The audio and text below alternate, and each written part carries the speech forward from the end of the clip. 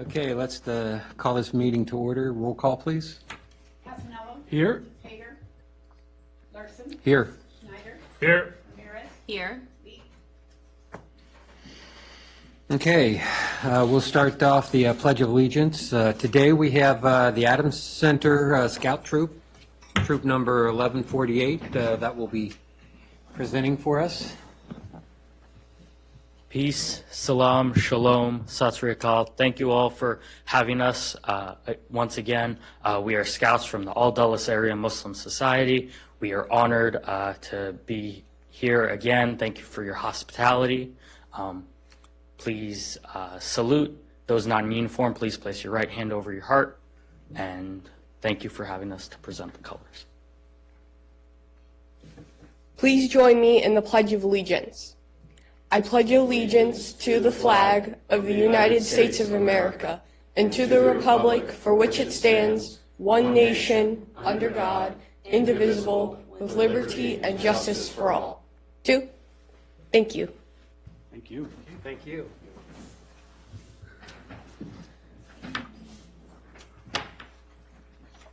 Okay, now we'll follow that up with the invocation. We have Rizwan Shaka from the Adams Group as well, Al Dulles Area Muslim Society. Welcome. Thank you, Mayor and Town Council. Truly appreciate it. Assalamu alaikum. Peace be with you all, my brothers and sisters in humanity. Bismillah ar-Rahman ar-Rahim. In the name of God, the Beneficent, the Merciful. Peace, salam, shalom, shanti, pax, paz. Greetings of peace from multiple faith traditions. We in the Muslim community are now in the month of Ramadan, from March 22nd to April 20th, with the Eid holiday on April 21st. We're fasting from dawn to sunset, increasing our efforts in faith, good deeds, charity, and helping those in need. It is truly an amazing time and a confluence of faithful holidays that only happens 3 times in a century, with the Christians completing Lent, Good Friday, and Easter, with the Jewish community in the midst of Passover, the Sikh and Hindu community upcoming festival of Vaisakhi, and completing Ugadi New Year, along with the Zoroastrian, Persian, and Afghan communities commemorating Nowruz, the New Year as well, at the end of March. You know, just in the beginning of the month of Ramadan, we went to a Nowruz dinner hosted by the Baha'i community during Ramadan. Just last week, we went to a Passover Seder at a synagogue during this time of month of Ramadan. We had an interfaith Ramadan iftar at the mosque. We went down to Liberty University and visited the Bible Museum during Lent. All of that in March and in April, with multiple faith traditions and holidays and festivals reminding us of the U.S. motto, E pluribus unum, out of many, one. So with that, I would like to offer this prayer. May we pray to God and thank God for what we have. Oh God, we know when we fast in Ramadan, Lent, Yom Kippur, and other faith holidays, it is not the hunger that is needed from us, but it is the patience and compassion to our fellow human beings that we are reminded of. We are reminded of the golden rule that Prophet Muhammad, peace be upon him, reminded us that none of us truly believe unless we wish for our brother and sister for what we wish for ourselves. We must remember to thank God for the blessings that we have, and that we are reminded that to whom much is given, much is expected. We must remember our duty to God in our country, to help other people at all times, and to make the world a better place. Oh God, please help us to stand for justice, as we are told to be upholders of justice and bearers to truth. Help us to remember we believe in civil rights, religious freedom, and respect for all. Oh God, help us to remember that you made us into nations and tribes so that we may know one another.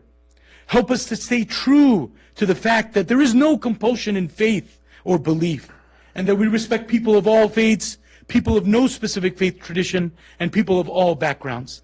May God bless and guide the town of Haymarket, the mayor, the town council, the staff, law enforcement, the National Guard, the U.S. military, and all their families. May God guide them and us all to do the best we can for Haymarket, Virginia, and the United States of America. We appreciate the leadership and sacrifice for the public good.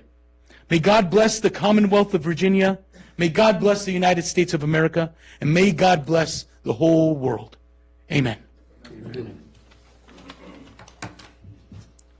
Thank you. That was very refreshing. Next on the list, citizens' time. Is there anybody in the audience that wants to?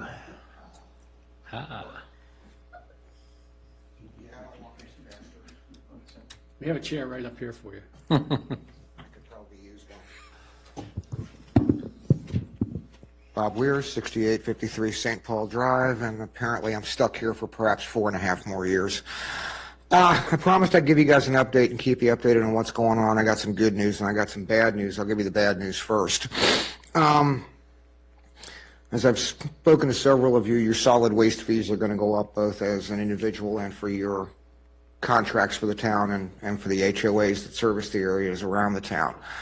The Solid Waste Division of Public Works, in their wonderful foresight, decided to forego funding landfill expansion for years upon years upon years, and they burned up the last of their reserves, and they now have to increase the solid waste fee for the residents to pay for expansion of the landfill. It's not that much on your individual tax bill. It's only $5 per single family house and a little bit less for townhouses and that.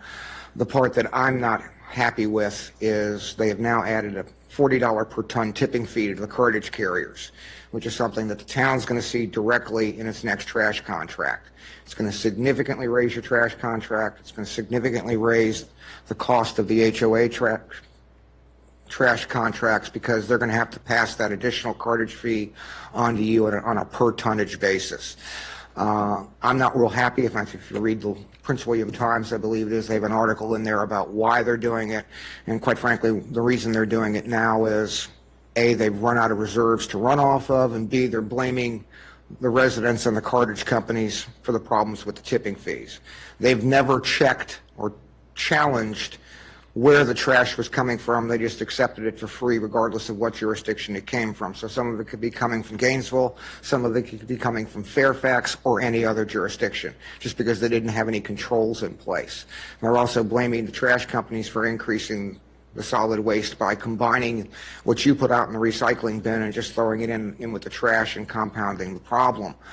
Their solution is for you to go out and take your trash directly to the solid waste management facilities, which would sort of diminish the value you get out of your trash contract, either with the town or with the HOA, that both of which you're going to have to pay anyway. So it's a rather bizarre little argument, and I'll delve further into it during budget recap. Tomorrow night is budget recap for the county, if anybody wants to come out. Some interesting things have happened because of some questions regarding whether or not the assessed values were complete when the county budget was delivered. As it turns out, they were not. The actual assessment has come in significantly higher. So the county exec has proposed a second proposed tax rate. It's a little more than a penny per hundred lower.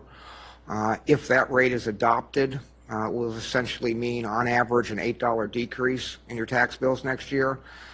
Since I'm still going to push for higher C&P taxes and some cuts elsewhere, I'm going to push to diminish the residential tax burden even more. We'll see how that goes.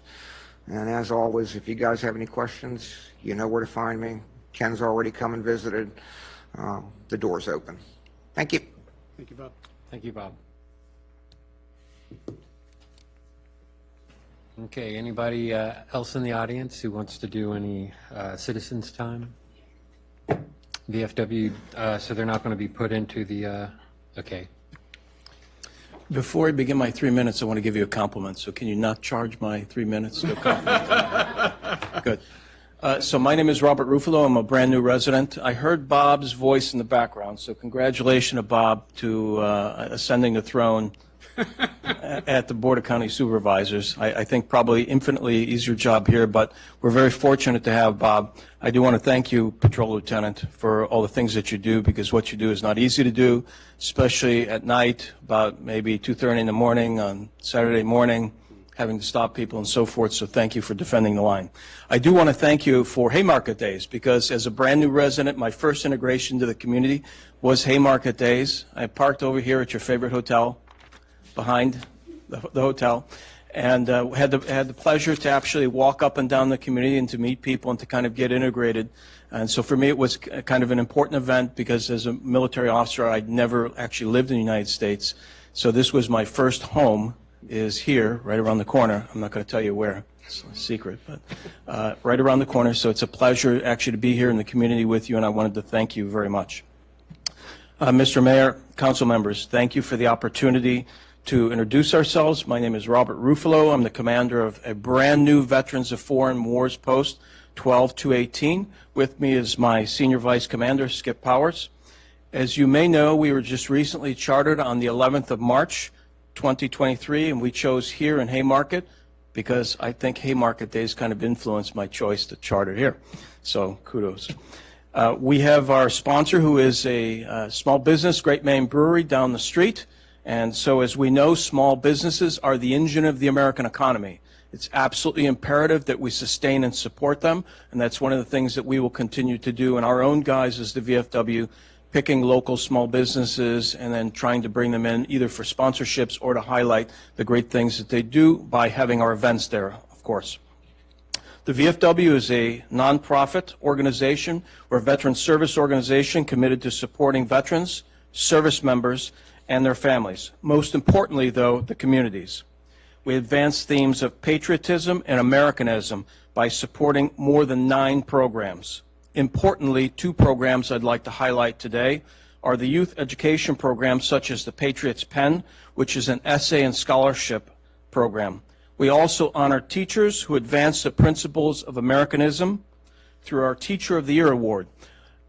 We're very fortunate to have the Boy Scouts here, because that's one of our other major programs I was not going to mention, but since you're here, I'm going to mention. First, thank you very much as a veteran who fought more than 5 years in the Middle East. It's great to see you here. Thank you very much for being part of our community, and it was a pleasure to listen to you in your prayer today. Thank you so much. Okay? And so you and I gave you my business card. We're going to start doing some business, you and I. With nearly 70 charter members, so we are one of the largest VFWs ever to start in the state of Virginia, 70 members to begin with. We are going to become active stewards in Haymarket. We are going to foster a positive community image. If by chance any of you are veterans that served overseas, or you know veterans that served overseas, I think you, and now I'm looking at you, yes sir, you have that look, okay?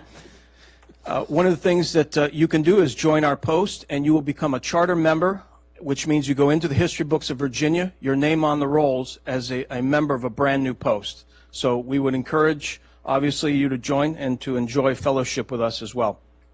Our general membership meeting is actually the second Saturday of each month, 10 o'clock in the morning. It's a little early, but that's what it is. My senior vice is a slave driver, so he forces me to get up early in the morning to have this meeting on Saturday morning at the Great Maine Brewery. We're seeking a permanent place here eventually here in Haymarket, and we'd like to be able to do that within the city limits so we can continue to promote small businesses as well as our community. I want to thank you for the opportunity to be a community partner with all of you. We stand poised to advocate for the city and for veterans. In the coming weeks and months, we look forward to promoting Western Prince William County. Obviously, at the next Haymarket Day, you'll see us with a booth. You'll see us with Poppies, because that's one of the major programs that we have that will be coming out very soon. And it's a pleasure to be with you here in beautiful Haymarket. In closing, we invite you all to consider joining, especially that gentleman right there, okay, our new post. Thank you for the opportunity. No one does more for veterans still serving. Thank you. Good evening. Thank you. Anyone else out in the audience? Okay, how about emails? No emails? Okay, we'll go on to the next line item, which is a town council vacancy appointment. We have a person that has volunteered, so to speak. Do I have an appointment? Like him to come to the podium first? Yeah, why don't you come up and introduce yourself first?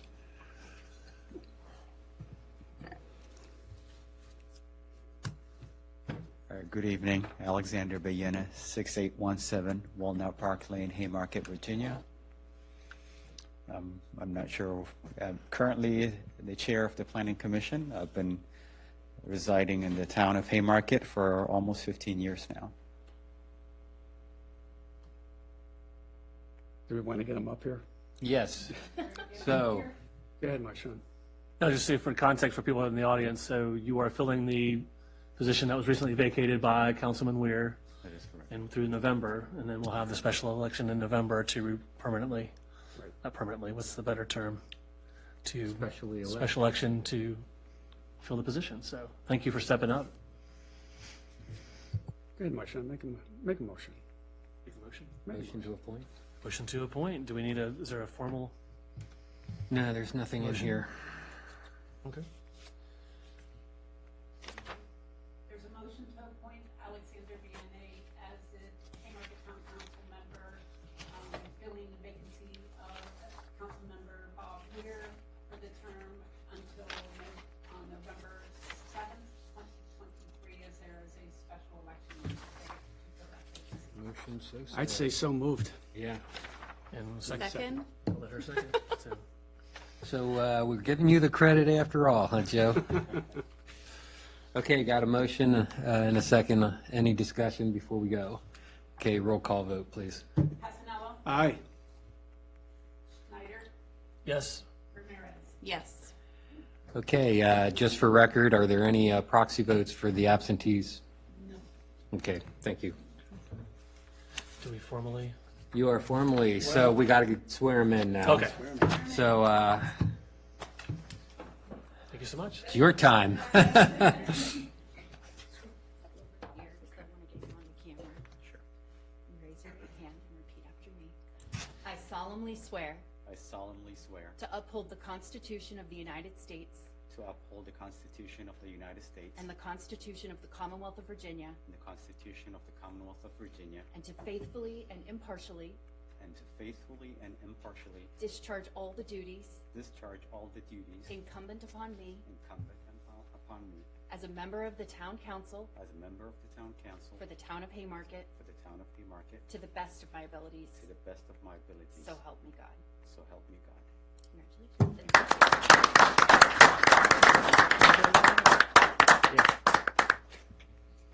Come join us. Let's get a picture first. Let's do a group picture first. Would the supervisor like to join us? Come on, Bob. We'll let you stay in the back.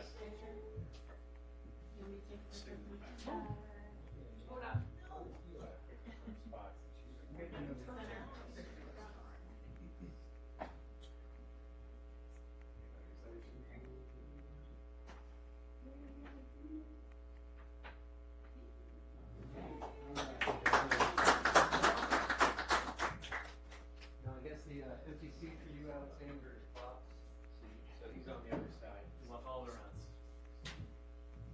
Okay. Yep, your name's up there already. It's almost like they knew you were coming. Well, his PC name tag, right? Oh, that's true. You sat up here before.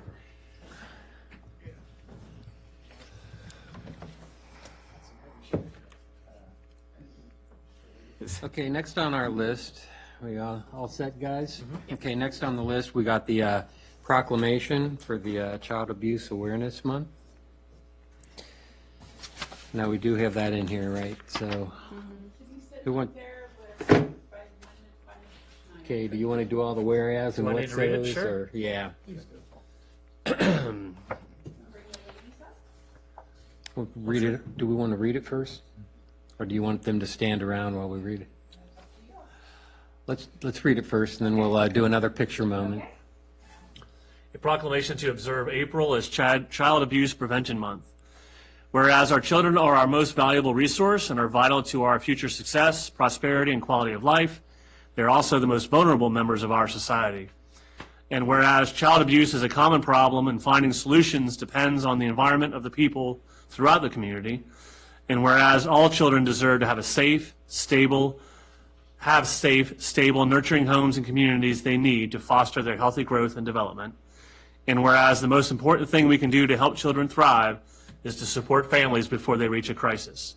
And whereas effective child abuse prevention activities and trainings succeed because the partnership created among individuals and families, healthcare professionals, schools, community and civic organizations, faith-based organizations, businesses, and law enforcement agencies.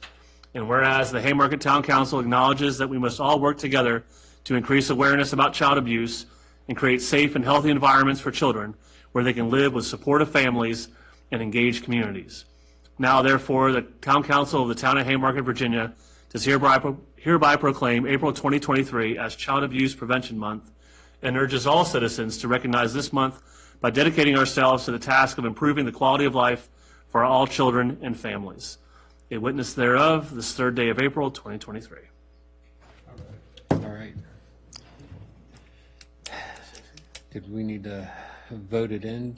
Did we do all the voting in? I couldn't remember if we did it last week. Okay. So we got the proclamation. Motion. Move that we adopt the proclamation as stated. Second?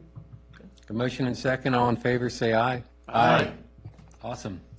Ladies, come up. If you could have somebody give a description on what your group does and besides this promotion. Come on up. You grab the mic there.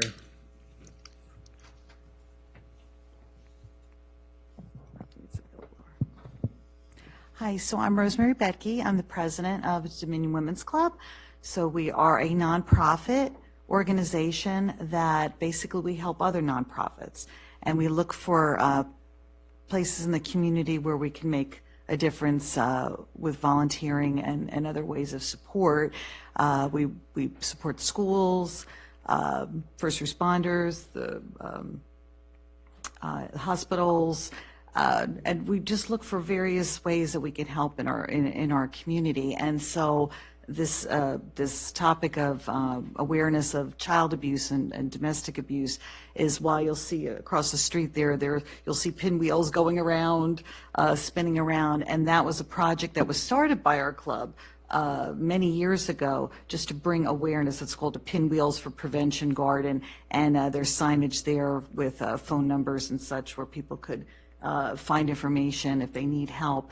And it's just a small project that we've done, but we're a group of about 60 ladies with a very, very strong heart for volunteering and trying to help out in our community. Wonderful. Wonderful. Thanks. Thanks. Thanks for your volunteering. And we'll do Can we a take a picture picture with you? moment. Sure.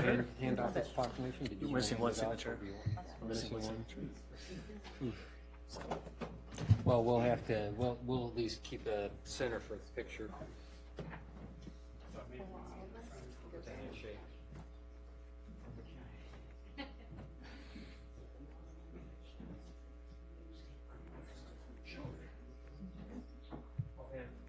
We're missing one council member signature, but one of you wanted to hold the proclamation.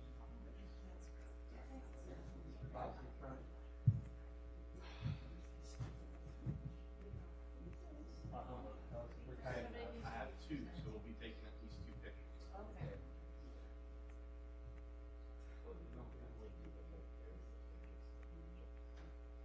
First camera, 1, 2, 3.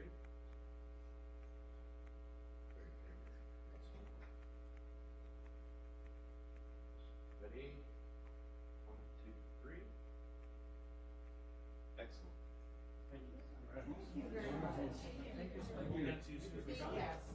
Thank you.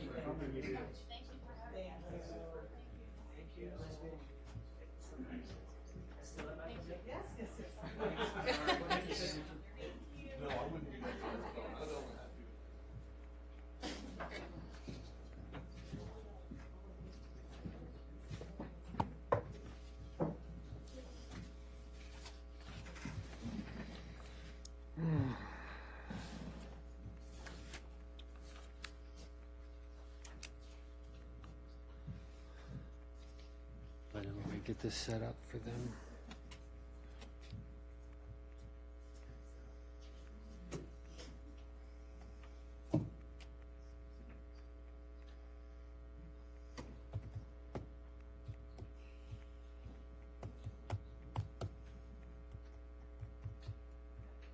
You all ready?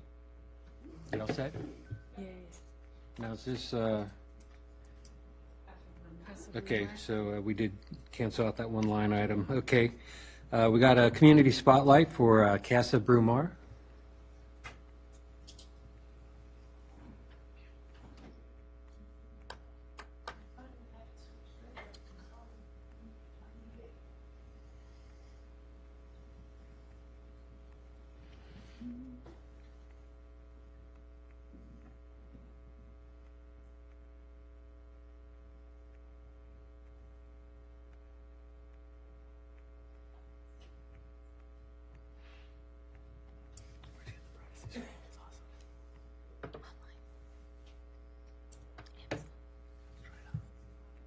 There we go.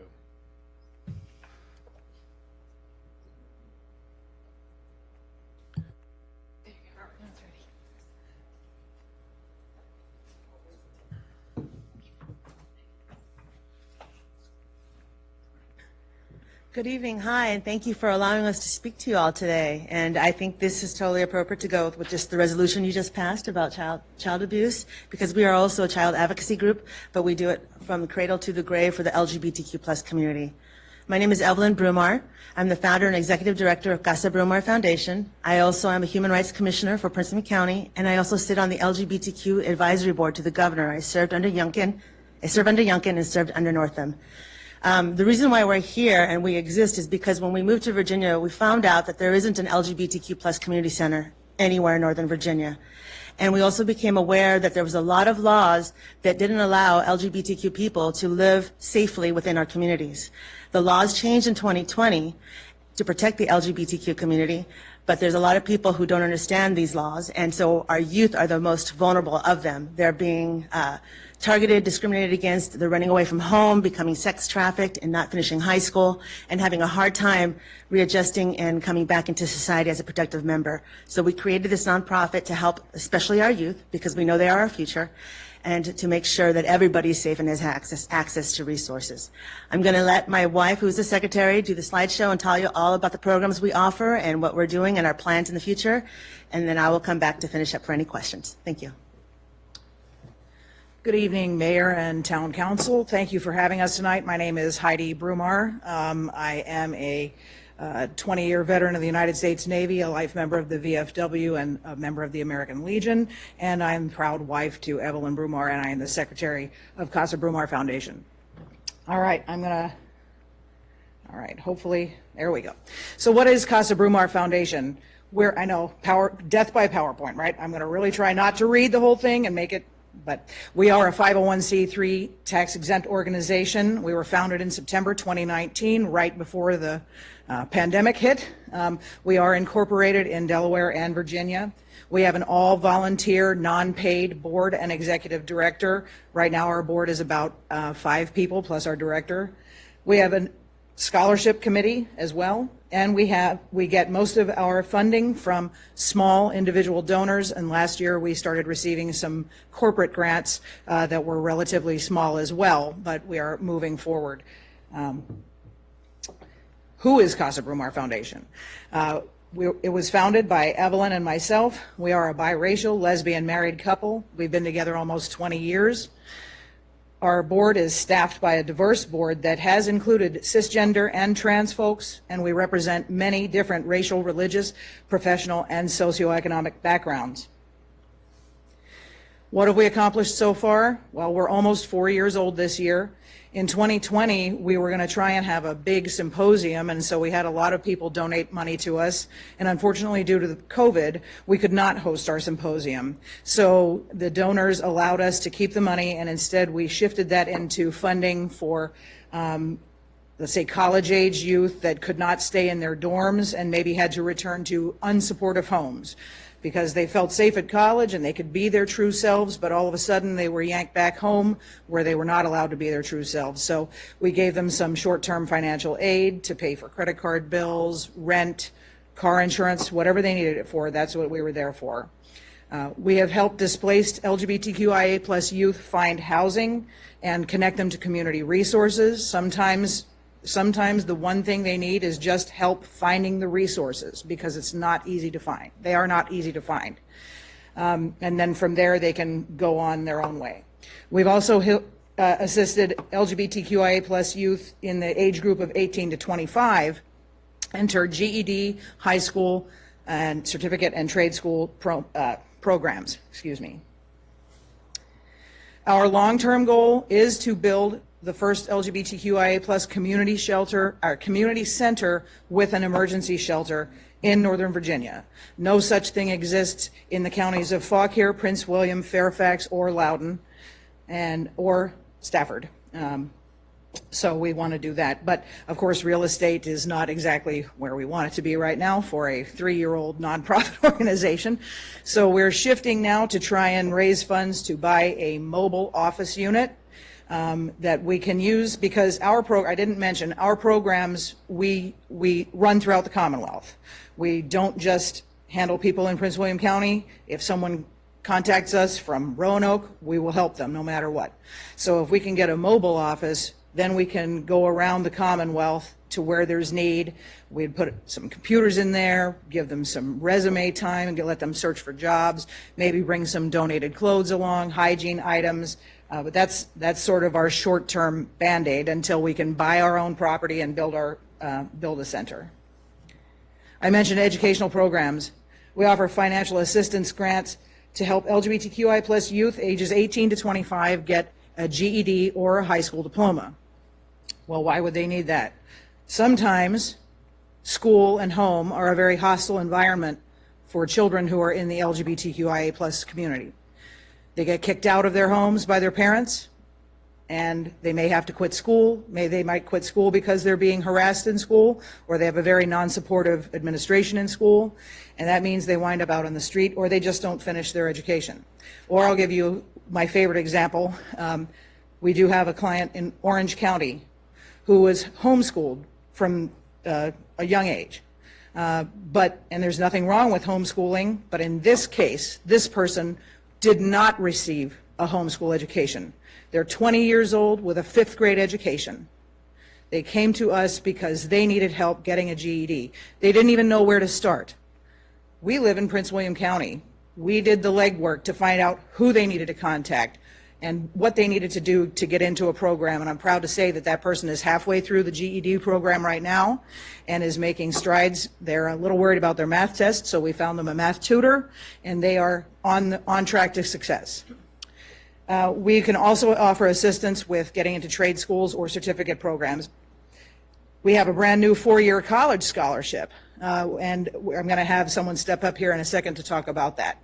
In fact, I'm going to have her talk about it right now. This is Angie Treratola from our scholarship subcommittee. Thank you, Heidi. Hello, I'm Angie Treratola. I'm a Prince William County native, and I went to school with Marja Cuddy, who grew up in Haymarket. We both are graduates of Unity Reed. Marja was always a persistent advocate of women, minorities, BIPOC, and LGBTQIA plus youth throughout her whole life. Marja would drop everything and anything to help people find solutions to the most minute problems. One time she helped me move heaven and earth to find a contractor who could put my fence back up when it blew down in a bad storm about 1.5 years ago. And then other times when people were trying to get access to medical resources, she would, again, drop everything and connect people. She was, I kind of think of it like Spider-Man, like Ned in the chair, connecting everybody to what they need. Marja was quiet and fierce. She was always a behind-the-scenes girl, but at the same time, she didn't let that stop her from making everyone whose life she met better. So Marja is a graduate of George Mason University. She earned her degree in English with a minor in Women and Gender Studies. She also focused on LGBTQIA plus issues. She received the Outstanding Achievement in Women and Gender Studies Award in 2011 and continued to fight for the rights of the LGBTQIA plus community until her passing last year in 2022. So my friend Becky and I launched the Rise Up Scholarship to honor her. The primary recipient this year will receive up to $1,000 per year, dispersed semi-annually, so $500 in the fall semester of the fall 2023, and then another $500 in the spring of 2024. Continued eligibility will be evaluated on a semi-annual basis. The maximum duration of an award will be a period of 4 years, so it'll be 8 total disbursements contingent on funding. Additional recipients may also be provided with one-time awards dependent on funding. And the goal is for recipients to continue their full-time enrollment in a four-year college or university to be eligible for continued scholarship disbursement. And that QR code will take you to the website where everyone can apply. And we would really love to give away some money.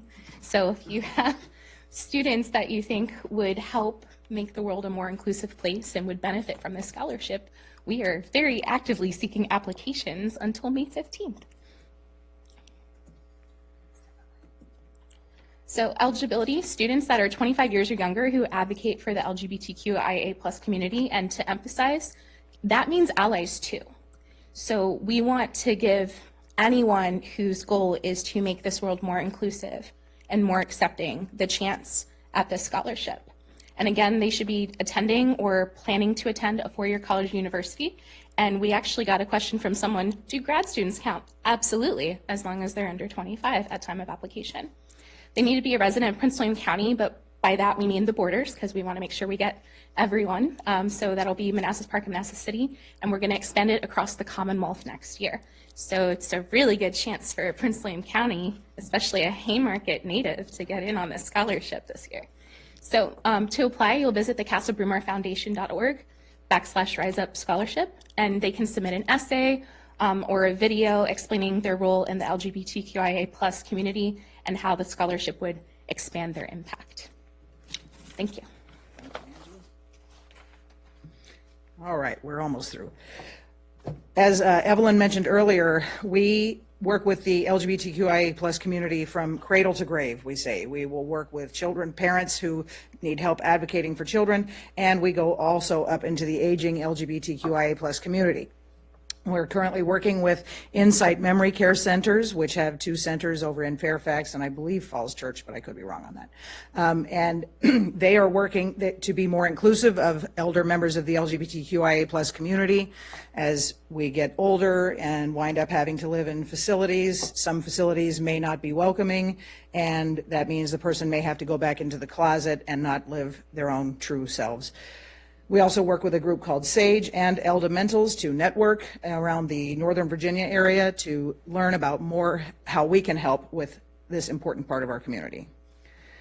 We also do short-term financial stipends for LGBTQIA+ youth and adults, meaning over the age of 25 in this case, where they may have lost their job unexpectedly, they may have lost stable housing, or they may need assistance getting prescriptions, getting a tire fixed so they can get to work on time.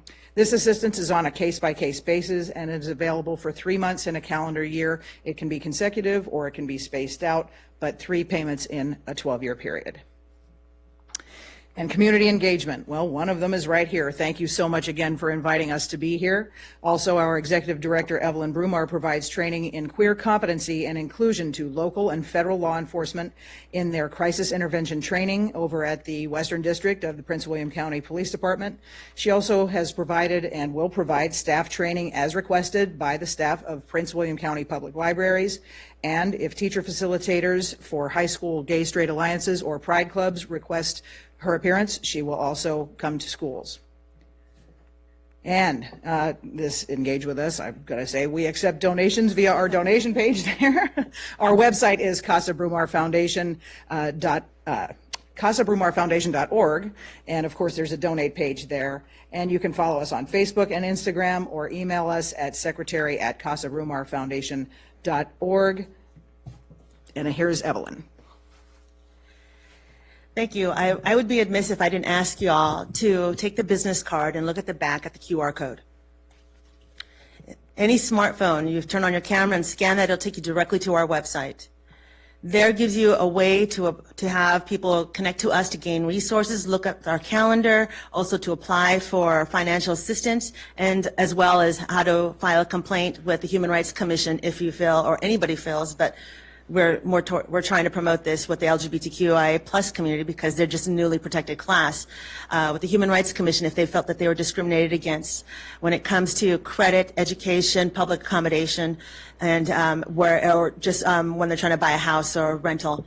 So those are the basics, and we just wanted to make sure that you all know that that's a way to give resources to people in your community too. They don't have to identify as LGBTQIA+, But if they feel like they needed to file a complaint because they believe that their human rights are violated, that's one way to do that if they don't have money to hire a lawyer and go through the whole court system.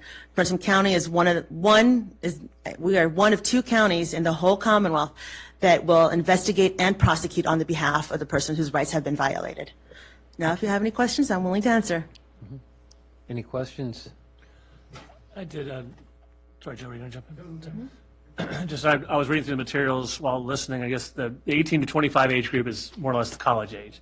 But if you have folks in the community that need your assistance that are younger than 18, they can still reach out and be part of it. Right. If they're under 18 and the parents still have the right, then the parent has to come to us to ask for the help because it's the parental rights. The legal age, But yeah, and then we also work with the foster care system. So if there's somebody that's in a group home or with the foster care system and they want us to come talk to some of their youth because they're struggling, then we'll do that as well. Okay. But that's why we gear that 18 to 25 because once they're 18, they can enter into a legal contract with us and sign. Okay. Thank you. You're welcome. Can I just say something? Thank you for the presentation. First of all, thank you for your service to the nation, and thank you for your service to the community. I suspect that this might be an issue where most people aren't aware of how much of a need there is out there. Can you speak to that a little bit? Absolutely. So in 2020, the laws changed. And a lot of our young people who were still being discriminated against, being kicked out of their homes, living on the streets, being picked up by law enforcement, having no option where to go except to the foster care system, they didn't know their rights. They didn't know that they are a protected class. And the people who were trying to help them didn't know that they were a protected class. So what happens is we're getting an influx, especially during the pandemic, we got an influx of people needing help. And they didn't realize that they were already a protected class. So that's the struggle. And we also became aware that a lot of parents that want to help their children don't know that they don't have to just go through the school system to get an order put in to protect their child while they're in school, that they have the right to get that outside of the school district so that their child is protected if they identify as LGBTQIA. So a lot of people don't know their rights. So our young people are just regularly being discriminated against, ignored, or they're being mistreated, and they will suffer and keep doing that until they end up suffering a little too much and they end up being put in our legal system, and then it becomes even harder for them to become more responsible and successful adults once they leave. So we're trying to get them ahead of time before they go through the legal system and end up having marks against them or felony or anything like that, or they have to try to explain why there's like 2 years of blank of not working. And so that's what we're trying to do. We're trying to help them before it gets worse. And then if they get out, then we're trying to help them know what their rights are so that way it doesn't have to stay that bad. Yeah. Are you good? Thank you very much. You're welcome. Appreciate it. Okay, I have a question. I'm aware of the high suicide rates in your community. You talk about assistance programs, and I know this is underlying, but I would like to stress that and definitely get some programs that you participate in to let the community know where they can go for this, for awareness and prevention. Absolutely, thank you. We do partner with a couple meetup groups, depending on the age and how they identify. There's a meetup group for young trans youth through PFLAG. They have a small group that they can meet, so that way you can network and talk to other people who are suffering the same travel obstacles. Then there's an adult group as well. There's also, through PFLAG, there's also community meetup. But we do have a list of doctors, psychologists, and therapists on our website who can help our young people as well as our LGBTQ from all ages get mental health, get what they need because they're not finding it, get queer competent health because it's different if you're getting mental health from a psychiatrist who doesn't know anything about the LGBTQ history, especially in Virginia, and they are suffering and cannot speak and help them, guide them out of that suffering. So we make sure our references are queer competent references. Yeah.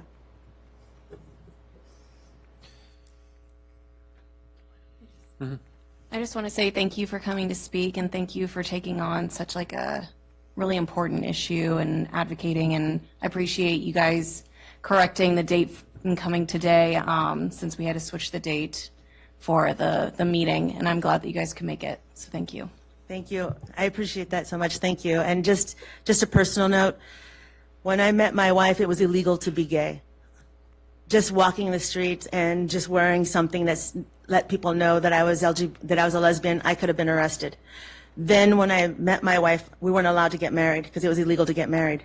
And this is also during Don't Ask, Don't Tell, so I had to put myself back in the closet. So we were always behind any kind of law to protect us. So we had to navigate a system that was legal to discriminate us, that was legal to torture us, that was legal to put us behind, and legal to put us back in the closet. So I understand the fear that the community has right now because they gained some protections and they seem like they're not being enforced, or that it might be removed. So I walked that path, and so I understand that. And I'm willing to be the face so that we don't have to out our young people or those that are struggling so they don't have to suffer anymore. So that's what I'm here for. Thank you. Thank you.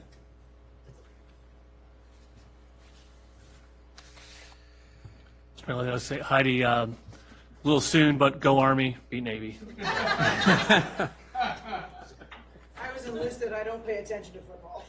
I'm enlisted as well. My parents were Navies. Right on. My father was a Marine and my grandfather was Navy. Okay.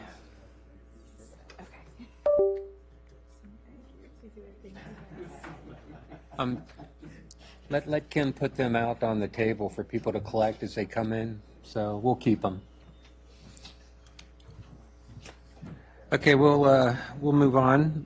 We got the consent agenda. The what thing? The community garden, no, that had to be canceled. She'll be here next month. She had a previous engagement that she didn't know. Oh, okay. Super. So are there any reports that anybody wants to pull out? Yes, sir.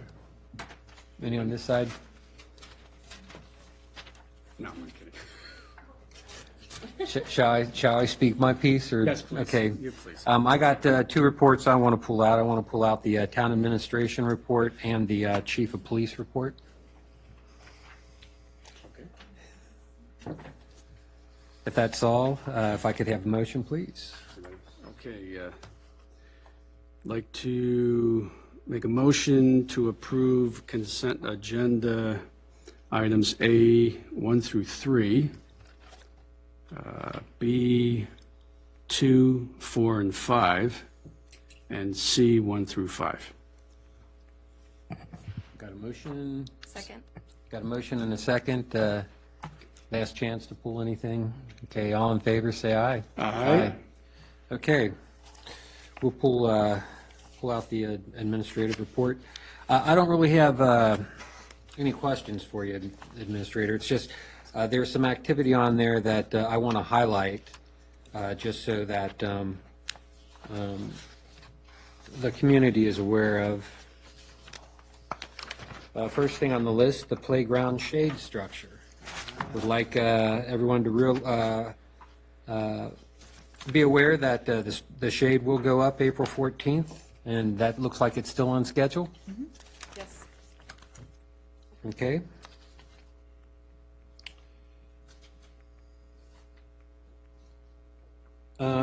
We got the Crossroads Village Center. I guess that is one question I have for you. If we could get a road construction update, how long does it look like that road's going to be in the disarray it's in? The absolute chaos. So they're going to be working on that over the next couple of weeks. Here at the end of the month, we should see significant improvements. However, VDOT representatives spoke with me today, and they will be talking directly with the inspector to open up the left turn into Sheets. They are not sure why that was closed off quite the way it was. So in the next couple of days, you may see that be a bit modified as what it is now.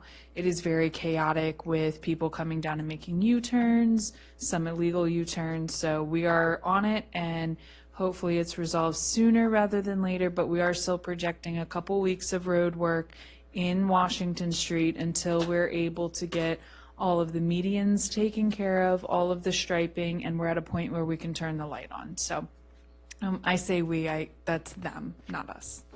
It is VDOT and Crossroads. What are we expecting for the light? I'm assuming it's going to stay in a flashing mode until they do some type of timing studies, or I has have the a timing meeting- studies been done?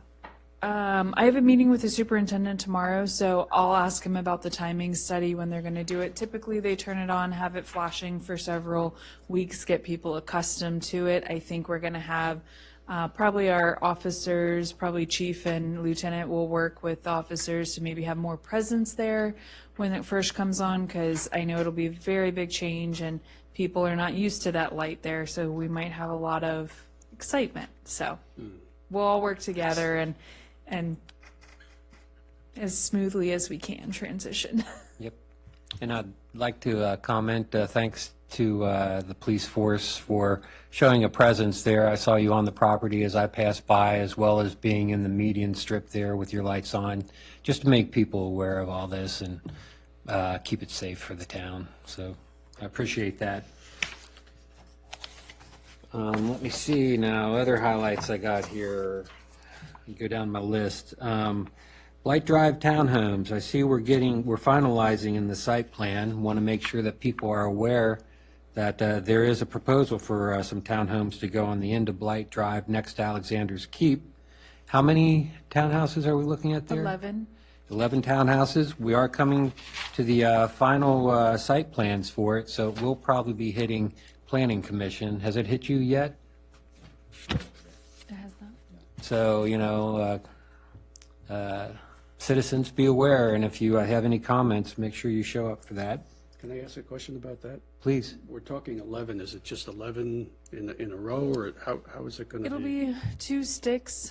So right now the proposal is that you'd probably have a stick of 6 in the back closest to 66, and then you'd have a smaller stick up front with the 5. Okay. And it is going to be in place of the 3 older homes that are located on the back left or western side of Blight Drive. Got it. Thank you. Those, because of their age, they don't require demo permits, correct? I believe that one of them will require a demo permit, and that'll come to you guys. And architecturals as well. Okay, Correct. thanks. Yes, correct. Okay, yeah, we got another site plan that's coming close to its finalization, the Jordan Lane. Is that part of the Robinson's Village, or? No, sir, that is just a second-story addition on a single-family home that is back there. So they're doing a bump out in the back and just adding to the residential home. So single-family lot. Okay. And also, I guess the 2 houses are finally coming to completion down on Jefferson and Fayette. Yes. COVID threw us for a little bit of a ringer there with that applicant, but we are finalizing everything with them. So here soon we will see that house on the corner of Jefferson and Fayette come down. It has been a long time coming. They received demolition approval for that in late 2018. And so we are working forward with them regarding that house, and they have already received their ARB approval. So next step is filing for building permits over at the county. Well, we've missed Emily, so I'm going to give you a chance to talk a little bit more. Okay. All right. Would you just give us a quick update? I know I read the update in here about the RFP, where we're at. Certainly. Yes, so the town is currently working on our RFP for the sidewalk in front of the Park House. So this sidewalk would connect up to the pre-existing sidewalks that we have on the north side of Washington Street. So we're working with the engineer. We're in some of the final stages here. We did request some additional information from them that went beyond the scope, which was looking at doing test pits for where the utilities, mainly the gas line, actually is. And I'll speak historically to that. About 4 or 5 years ago, we had a little water main break here on Jefferson Street on the north side of Washington. And while they were doing a repair, they also hit the gas line. It was not where it was necessarily supposed to be. That caused a little excitement. Fast forward a couple years, we did our project here on Jefferson Street to put in our shared use path. And when we went across the street to set in a stormwater box, the, again, gas line was not where it was supposed to be. It was not deep enough. And again, this is something that we had looked at in engineering previously. It was supposed to be lower. Long story short, we had to lower the gas line. That caused a chunk of change to be dished out in order to get the company in. It put a delay of at least a month on our project. So we were trying to be proactive when it came to the park sidewalk. After crunching some numbers, working with the engineer, we might back off on this change order for these test pits because it right now just does not make necessarily a lot of financial sense to move forward with it. So we're weighing our options. We are hearing back from our engineer. They've also recommended a updated topographic survey. We're looking at the details of why the scope that they're recommending was not covered in the original scope. So that's something that I am working on this week, and we'll have another update for you, but we should be wrapping that project up here in the coming months as well. Two more things. Okay, and then I'll have one thing when we're done. Oh, okay, good. The quiet zone. Yeah, Yes. You and I met with our counterparts at the counties. You want to just give everybody a little bit more Certainly. of an update on that? Yes, so last week on April 4th, Joe and I met with Rich Weinman and Salah Salim at Prince William County to discuss the quiet zone. So one of the big topics we did discuss was the 2 accidents that we had at the railroad crossing there off of Cap Valley Way behind the Aldi. So we went through that. We did discuss that there was 1 fatality.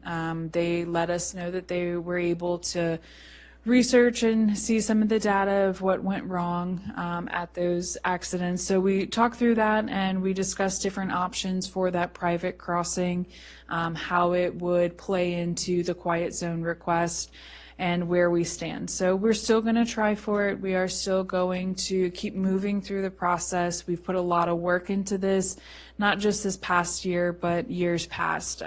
Many of the council members sat up there and worked diligently to get it as far as we did. So we'll continue working on it. The county was very frank with us. They don't necessarily think that we will get our quiet zone, but again, we're going to work through it. We did get some good news, though. The county has received the Safe Streets for All grant, and that means that they are taking into account and working with all of the towns in Prince William County on different projects. So the goal is moving towards 0 deaths, pedestrian and highway related deaths. So I see Mayor's eyes lighting up. As we're meeting with them, Rich encouraged us to work on our wish list of what things we think would be good for the town to have pedestrian improvements or other improvements that would mean safe streets for all. So I'll just run through some of the ideas that I came up with quickly.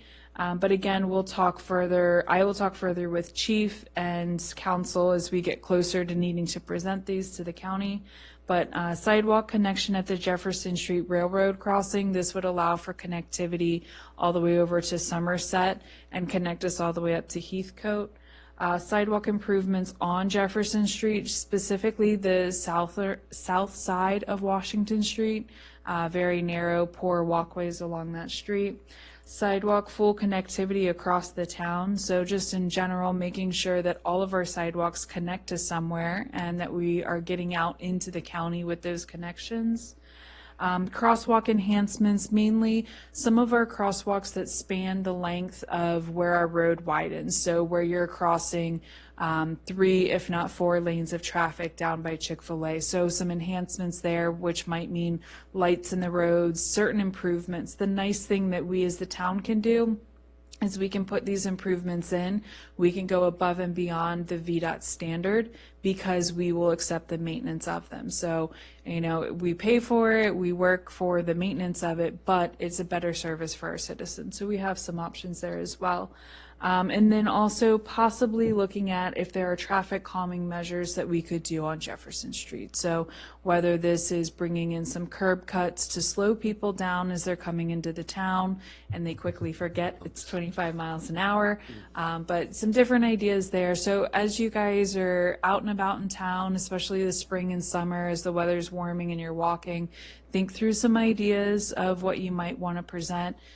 I'll be touching base with the county again, probably in about 2 months' time, One of the gentlemen was going out on leave for a little bit, welcoming a new child, so we'll give him a little time and then circle back with him on our ideas and ask him to have another meeting soon. Did you use my whatever it is, S4 packet that I put together last year that tried to target this money? They were familiar with it, and so when we... I did send it over to them. Yes, so they definitely referenced it. They had some ideas there as well, so they were very aware of... I knew that our town wouldn't create a significant enough dollar amount for a larger $2 billion grant organization to really want to focus on. So I went overkill on it. So it's a very extreme, but it's an idea on any possible safe pedestrian safe route there could be there, and it also deals with some more expensive money, which would be like the bike lane that I'd like to get down Jefferson Street, because we're connecting up to a on the Prince William side, we're connecting up to a multi-use path. I don't want to just connect it to a walkway. I would prefer to make it some type of multi-use.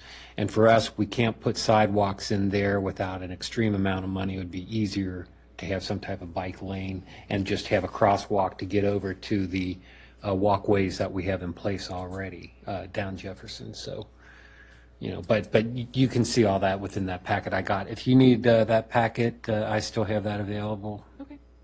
And I can send it to you. Thank you. And finally. Yes. I'll move on to the next one.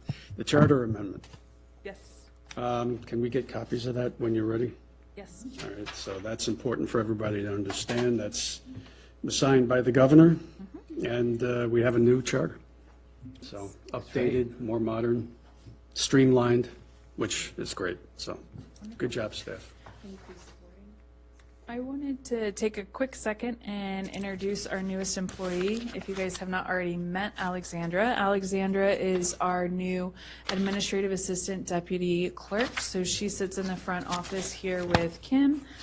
She's here tonight kind of shadowing Kim. She will be taking over the ARB meetings here soon, probably in a couple months. So just welcome her when you guys get a moment. But she is here Monday through Friday, full time. So we're excited to have her on board, and it's been great. It's like she's been here months already. So she's fitting right in and doing a great job. Welcome. Welcome aboard. Kim, was it something we said, or?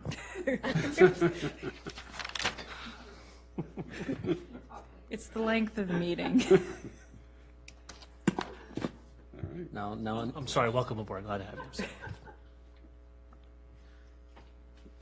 Anybody have anything else for Kim or sorry, the Emily? It's okay. I was gone for a Or can I while. continue on with my list? Go, Kim. Okay, I only have one other thing. I see the newsletter is about to be prepared for mail out. It looks like it's coming out next week. Yes. Do you need any help with the folding and We will always stapling? take folding help. Okay, so everyone on the dais, if you can volunteer, you have free time. And I'm always willing to drop off 75 to 100 copies at your house if you wish to do it in the comfort of your home. Half joking, It's half easy. serious. Would that be service hours for the young people? Absolutely. Any youth that you want to send up who needs I have some service youths that hours, need service hours, please so. send them our way. Folding 600 newsletters is always exciting. Okay. I'll look into it. Thank you. And that's all I have. Excellent. So last chance for anything on the administrative report. Okay, we'll move on to the next item, which is the, well, actually, since we didn't pull out the attorney's report, I guess I could send Olan home if anybody has an objection. Yes. Yes, sorry, I'm moving too quickly. He's trying to kick I got Keeping an eye on that budget. visions. I got visions of Chris tapping his watch. Exactly. Non-essential or essential persons? Okay, we'll go to the police report then. I was looking at the charts within the police report. The dispatch calls, it looks like we're showing a trending of it increasing. What type of activity are you seeing, and do you think this is going to be consistent across the year, or are we going to go back to our standard trends? It's, at this point, it's kind of hard to say, but I would say that this is going to be what we're going to end up with from here on out, pertaining to certain businesses as they get more and more foot traffic, as schools are letting out and things of that nature. A lot of what we're dealing with now, dispatch calls, are either disorderly people throughout the town in certain locations or larceny. So it's a matter, I would say that the more businesses that are starting to open up, I'd say that it's going to be a trend where this is going to be more of what we're going to be dealing with. Yeah, because I also see that with the officer-initiated calls. And the reason I want to highlight this is because we are in discussion of our budget, which, of course, identifies staffing, right? Mhm. So just want to make sure that we're aware of this. But you do see the trendings is keeping on as we grow, right? Yes, sir. We're doing a lot of preventative actions pertaining to the self-initiated calls. There are certain businesses in town, certain areas that we make sure that we're all on patrol, at least going by 3, 4, 5 times a shift at a minimum pertaining to certain areas. Catalytic converter thefts, for instance, so we're going through all the garages and vehicle maintenance areas multiple times a shift. Then, of course, you got things like school bus stops during the day, so forth. So. Yep. And just awareness, we do have a spike in the out-of-town activity just for this month. Just wanted people to be aware of it. Keep an eye on the reports each month to see if this becomes a trend or not. But that's all I have. You have a comment, Mary? Yes, I just want to draw some attention. We see an increase in the statistics here on paper, and yet we can still see officers stopping by our homes and saying hello to our children and spending time out in the community. So I just want to commend our police department for doing an exceptional job, considering that there's only one person on duty at a given time. So I deeply appreciate you and our department, so make sure to give our thanks to them, please. I certainly will. Thank you. Anyone else have questions? Just a couple comments, if I may. Go ahead. Shout out to Officer Burgoon for the Valor Awards. Yes, sir. Didn't get a chance to go to that. I was out of town, but I understand he also sang the national anthem. Is that correct? Yes, with no music, and it was really good. All right, He did an good. excellent job. Well, extend our congratulations. If I see him, I'll extend my congratulations. He just Also, moved over to day shift, so you'll probably see him oh, good. regularly. All right, super. And for you, for your firearms instructor recertification. No, thank you, sir. And I was reading here, Officer Chan attended the outlaw motorcycle gang training. I think that's kind of interesting. Yes, sir. It's there's multiple trainings that are available for all the officers. Officer Chan did sign up for, in law enforcement, you sometimes hear the term OMG. It's not, oh my God, it's outlaw motorcycle gangs. Got it. And with a presence that we've seen in town, it was good to send someone to that training just to have an understanding. And of course, he's a biker himself, right? I mean, I think. Yes, sir. He does ride a motorcycle. Okay. Well, thank you, guys. Appreciate it. Yes, sir. That's all I have. Anyone else? Thank you. Yeah. Oh, you got some, Alexander? Yeah, regarding. Got to jump up quick. That's all right. All right. So regarding the uptick in the out-of-town activities, we don't have to discuss it now, but I would be interested to know as to what kind of activities we get involved in and as to why we get involved in out-of-town activities, right? There's certain calls that happen that require more than one officer to respond. And a lot of times, Prince William, their staffing can sometimes be limited. And if an officer goes to, say, a domestic, some type of domestic dispute between family members, you never send one officer to those. So if it's close by, we're going to go to assist them just for safety reasons. And it's been recently that a lot of times, they're no longer just saying, hey, if you want to, you can go. They're actually sending our officers to go help them out, just for safety reasons. Yeah, we do have MOU and MOA agreements so that they can assist with our officers in town. If we pull over a drunk driver and we need a second officer, they will attend. So, Yeah, it's definitely both sides. Like if I'm the only one working and I pull someone over and I start to run field sobriety, Prince William County Police Department will come and assist as, safety officer. Can I make a suggestion? Maybe at the next work session, we ask Chief to do a little presentation about the mutual aid agreement and the question for Alex here. I like that. What do you think? Yeah, Get you up to speed. definitely, that'll be beneficial. Yes. Yeah. Sort of a timely. He's thing. enjoying Mickey Mouse right now, but. Mr. Mayor, if I may. So, interesting timing to that is I imagine the folks that are moving into the Van Meter community just on the other side of QBE, if they need help, they're not going to look at the county town line. They're going to expect, and obviously we'd expect the police officers to do that too. So I think the number of residents we have on our eastern boundary, we're likely to see, an increase, especially the active adult communities and stuff like that, fire rescue and our types of things. So. Again, I'm new to this, so at the present time, I'm looking at it from the cost perspective, right? At the present time. And again, right. Well, no, and I agree with you, is that I think, with the hotel, we talked about, the hotel, there's what, any given time, there's an additional 400 people in the town, and the new resident and the new businesses that we have. It's going to play into the larger discussion we'll have about personnel, so. Now, the other thing too, I'd like to make sure you understand is that generally speaking, when we go to back up Prince William County, 10 to 15 minutes till another officer frees up. Once another officer frees up, we come right back to town.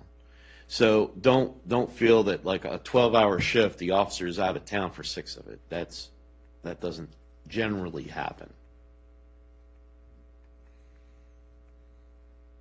Well, one question I have is, are they relying on the Town of Haymarket Police Department to kind of protect not just the town of Haymarket, but the outskirts of the town of Haymarket? Are they having enough police officers on duty, Prince William County police officers on duty nearby?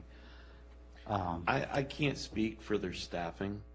I know that they are short, and I know that their raise that they just got was more to, as the chief of police explained to myself and our chief, it was more of a Band-Aid as opposed to just trying to retain. It was trying to stop the bleeding. And there, in this line of work, a lot of times they skip around and go to different departments and things of that nature. So that raise was to stop them from leaving. It wasn't really to hire and bring more on. It was more to stop them from leaving.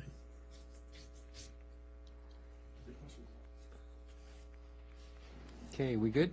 Yes, thank you. Okay, that takes care of all the consent agenda items. We'll move on to the agenda items. Yes? Make a motion to adopt the two administration police. All right, I make a motion to adopt B1 and B3. Ooh. Second. Got a motion and a second. All in favor? Aye. Aye. Any opposed? No. 3 today, Kim. Sorry to close, sorry I forgot to close that out. Okay, now we'll move on to the Town's Council petition for the special election. The writs. Yeah. That's why we needed the attorney here. That's why we need the attorney, yeah.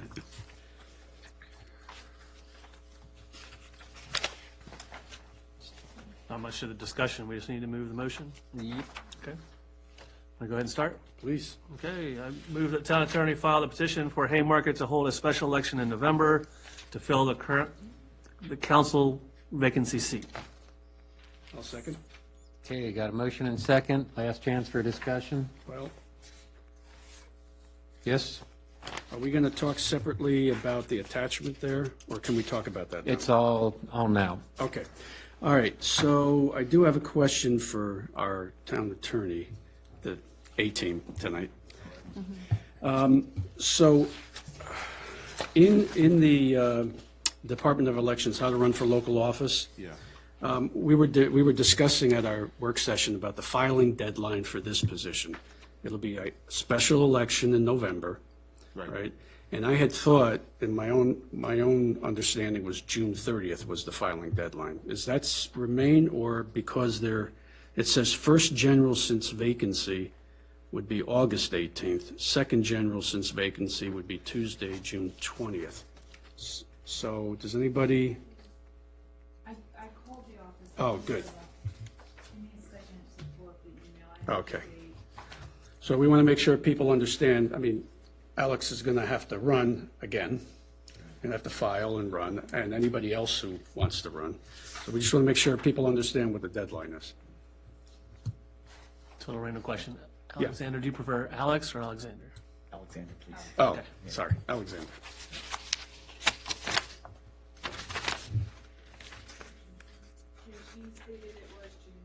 It is, okay. So that's the date of the primary. Yes, Yeah. and then the packet that is in the agenda, we put that out there for any additional information that our residents or citizens might be interested. They can read through it on if they qualify to be a candidate. So all the information is right there. We will also make that fully accessible on our website, and it can also be found on the Office of Elections website as well. Excellent. And we'll have Kim work on that update on the website this week. Wow, excellent.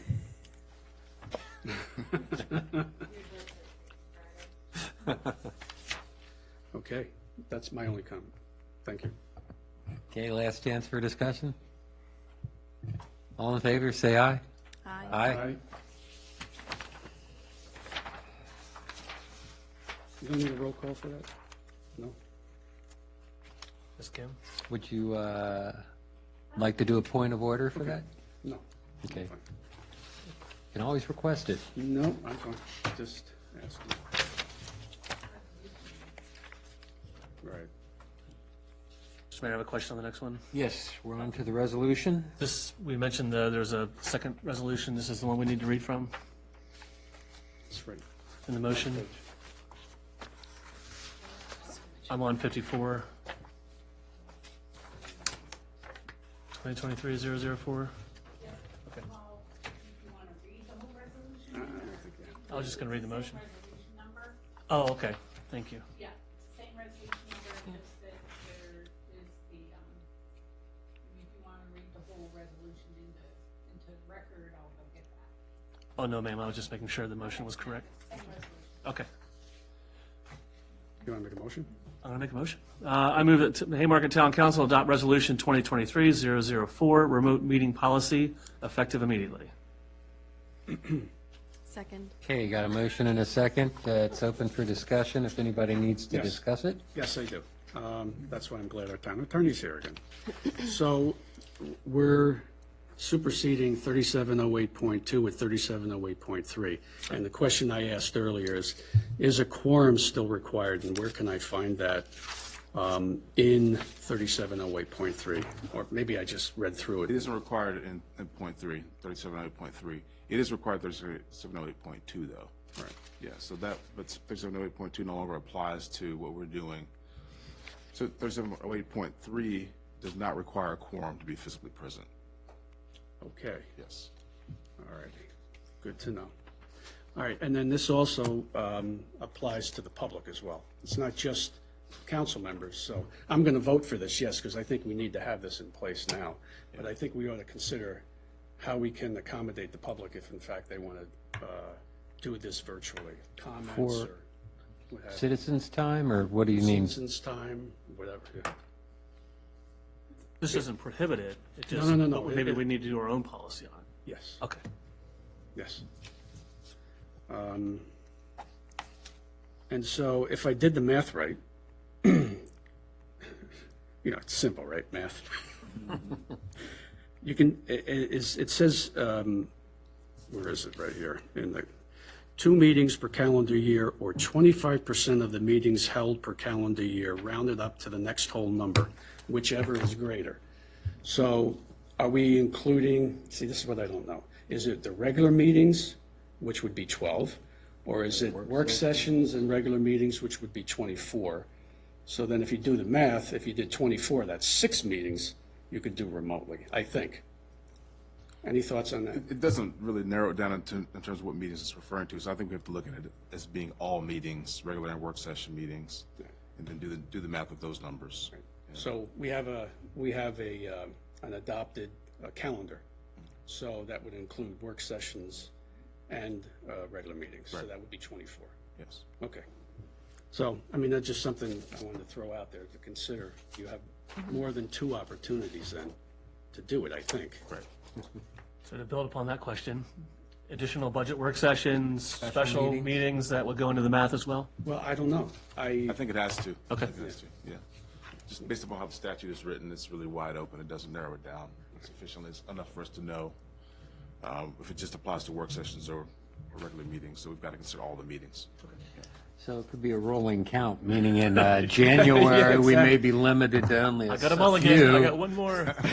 But by December, we can expand it out to a couple more. So, Thank you. These things keep me awake at night. Good discussion. Please, I'll go to the research department, yes. Okay, that's it. Thank you, Mr. Mayor. okay. Since this is a resolution, I guess we'll go for a roll call vote then. Manning, Aye. Casanova, Aye. Snyder, Yes? Ramirez, Yes. Okay, now is that all we need on for? Or, so we can, if there are no objections, we will dismiss our legal counsel. Thank you. Thank you for attending. Thank you. Bye-bye. Thanks, Olan. Good to see you. Why don't you come back next time, too? Thanks for hating on Mark. Okay. We got someone waiting in the audience, so let's roll through these as Yes, quick as we can. absolutely. Okay, next item is the police purchase vehicle. Police purchase of the police vehicle. There we go. Better on that one. I think that was fully discussed in our work session, so any added questions of any type of discovery over the week, 2 weeks? Marchand? Just, I apologize for missing that meeting.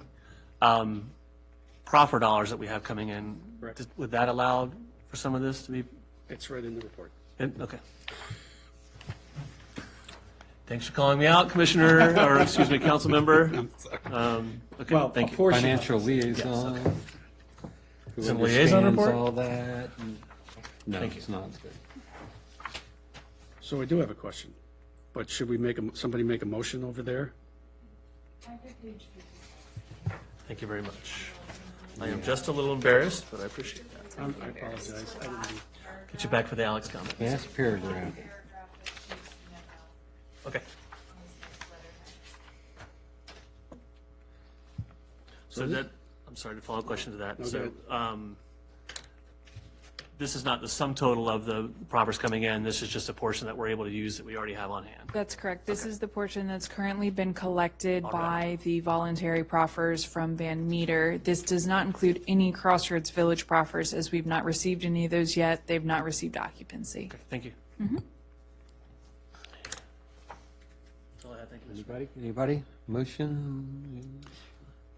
Well, regarding this vehicle, you know, this is a pickup truck, right? Correct. Yes. So is it going to take the place of an SUV, or is this above and beyond the SUVs that are in utilization right now? It's replacing an SUV. Replacement. That's replacing, okay. Yes. All right. What we have, if I may. Please Want do to speak to an it? update Or or, Roberto, you want to speak? I don't know. We have a CIP, and in the CIP, we have decided to do the purchases staggered.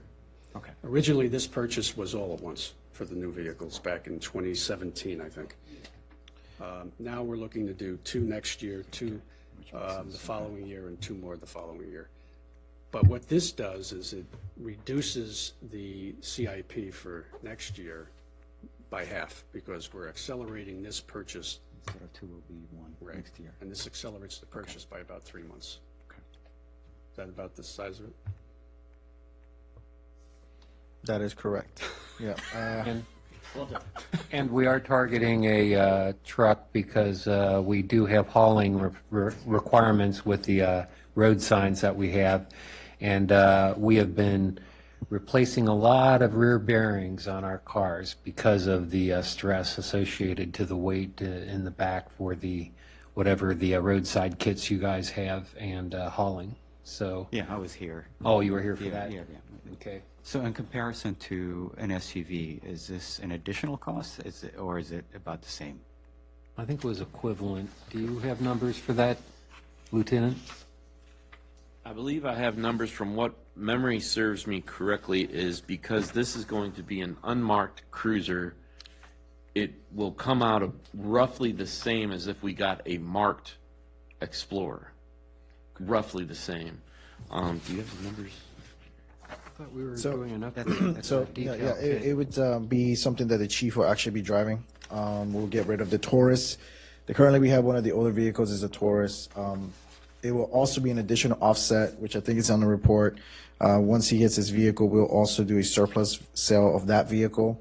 He's estimating about $3,500 will come back. So that will go back into the CIP funds as well. So it's a Taurus, okay.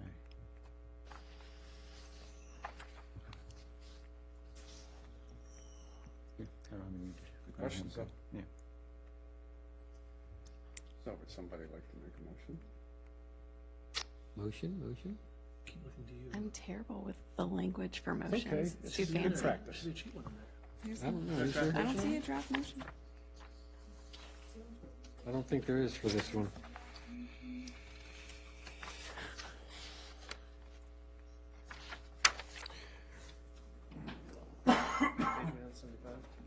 $57.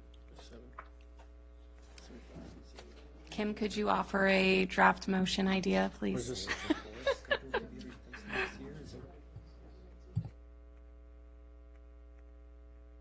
To move the, A sample, and then if you like it, you can do so moved, or we can modify. okay, go for it. Okay.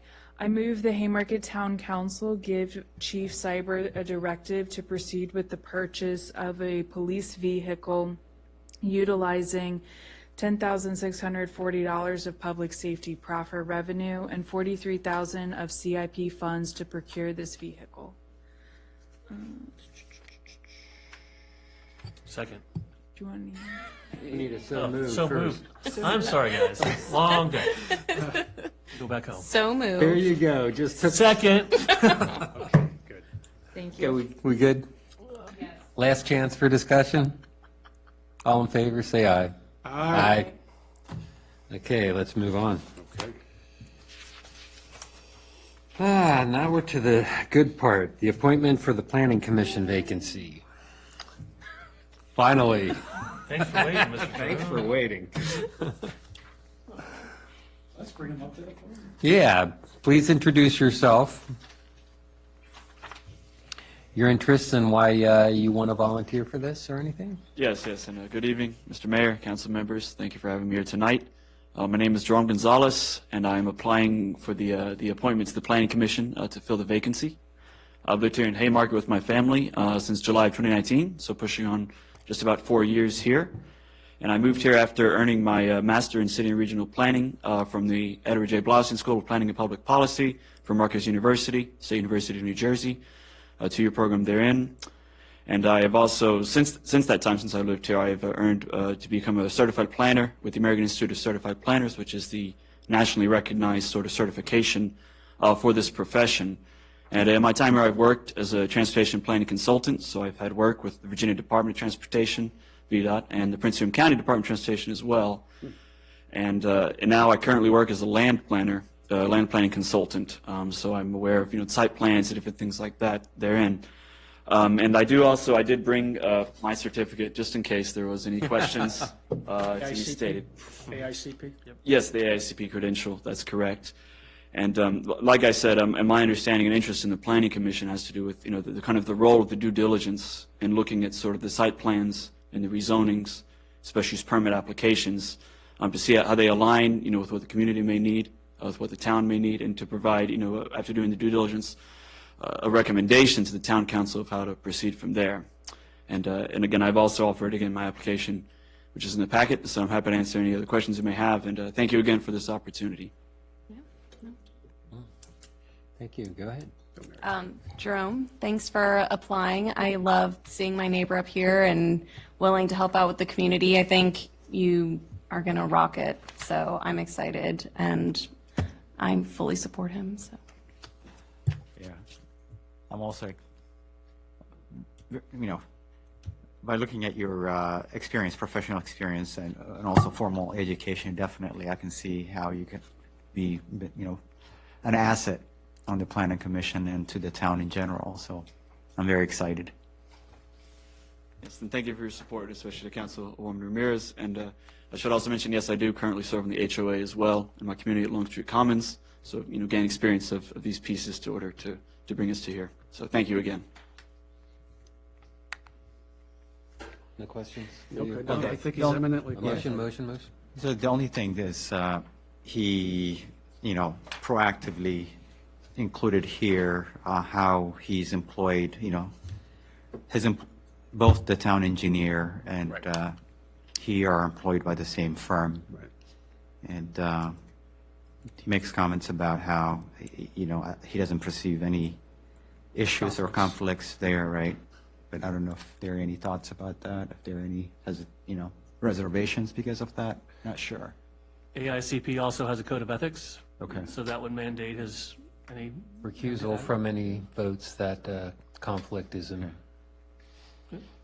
Do you interact with the town engineer? I don't know who the Well, town it's very infrequent. We are in different offices, Okay. and we're not on the same team. Okay. And my understanding is, the role of the town engineer versus a planning commissioner would be it's a different role, so they wouldn't necessarily conflict with one another. But in the case that any situation may arise, I would consult the town attorney as appropriate, and recuse myself as necessary, or remove myself from the project team at my firm if so required. But again, our interactions are few and frequent. Different offices as well. Right, perfect. Thanks. Okay. Do I have a motion? I move that the Haymarket Town Council appoint Jerome Gonzalez to the Planning Commission to fill the vacancy seat of Bob Chrisman effective immediately with his term expiring on June 30th, 2025. Second. Got a motion and second. Last chance for discussion. Vote, please. Roll call it since it's an appointment. Aye. Casanello? Aye. Schneider? Yes.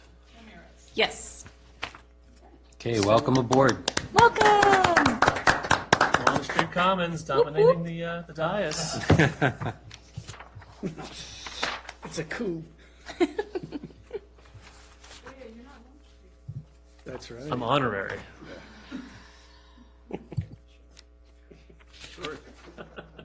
I think in my mind I am honorary. So. Okay, what's Okay, we got the liaison appointments for the Finance and the Planning Commission. Do I have any suggestions? Well, I would certainly like to move that we appoint Vice Mayor Tracy Lynn Pater as a finance liaison. Is she aware of this nomination? Yes, she is. Do we second nominations? Is that a requirement? I think we vote on them, right? Or do we need a second before we vote? Do we do the standard voting process? If there's any other nominations, then you don't have to have a second. Motion to Appoint. Any objection?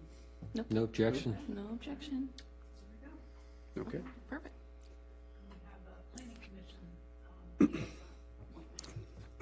Well, I wonder who's really qualified for that. Hey, and I don't have any problems,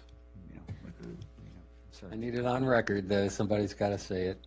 I'd like to nominate Alexander Bayene. Is that the correct way to say your name? Yes. Newly appointed councilman No to the objection. position. No objections. Do you accept the nomination? I do accept, but Okay. as far as the chairmanship, the chair, the planning commission chair, I'm not sure how I feel about that. Maybe I Yep. think it's. But you might be- you can negotiate that at the planning commission meeting and reassess that. All right. Alexander, I'm also the chairman of the ARB, so That's what I was we told. can talk offline Okay. about All how right. that works and challenges and opportunities. Okay, all right. Okay, so any objections? Nope. Then we'll move him right on in. Yay. And you have someone who seems to have a lot of experience that you can negotiate chairmanship with, too, so. Careful what you got into. Okay, next on the list is the town maintenance position. Yes, so this was a position that was discussed briefly at our work session 2 weeks back. So I've put together a memo here, a little bit of reasoning on why we're asking for this added FTE. So certainly you can read through it, ask any questions that you may have, but we have a lot of ongoing maintenance projects that we need desperately to complete in a timely fashion. We're running into issues with just not having enough hours right now based on the part-time hours available. So if we were able to expand this into a full-time position, not only can we stay on top of our maintenance, but we can act in a more proactive, preventative manner versus reactive all the time. And also we have a couple projects on our horizon that we're really looking to accomplish and move us forward on some of our streetscape maintenance. So again, that's all in the memo here. I've also attached the job description, and I do need to put in there a addition that was brought to my attention by a resident. I will be adding in there, needs to hold a valid Virginia driver's license. They will be operating our maintenance vehicles, so I will work to add that proper language in there, and then any additional language regarding the license, should I need it. So if there's any questions, I'm happy to discuss it. Again, this is just a draft that I was putting forward for council to review, take into consideration. It is something that we're asking for in the upcoming budget. However, I did mention at the work session that should the council see fit, it is something that we would definitely like to move as quickly as we can, and approval sooner rather than later would also be very acceptable. Mary? So, do you think it would be possible to add in the responsibilities to successfully complete any trainings required from OSHA, or I imagine, because on here it says exposed to bloodborne pathogens, that OSHA is definitely going to be required in anything that would pertain to the equipment use.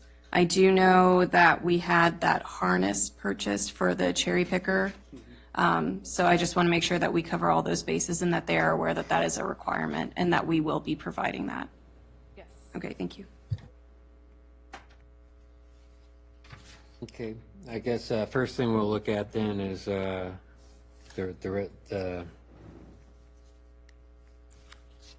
job description,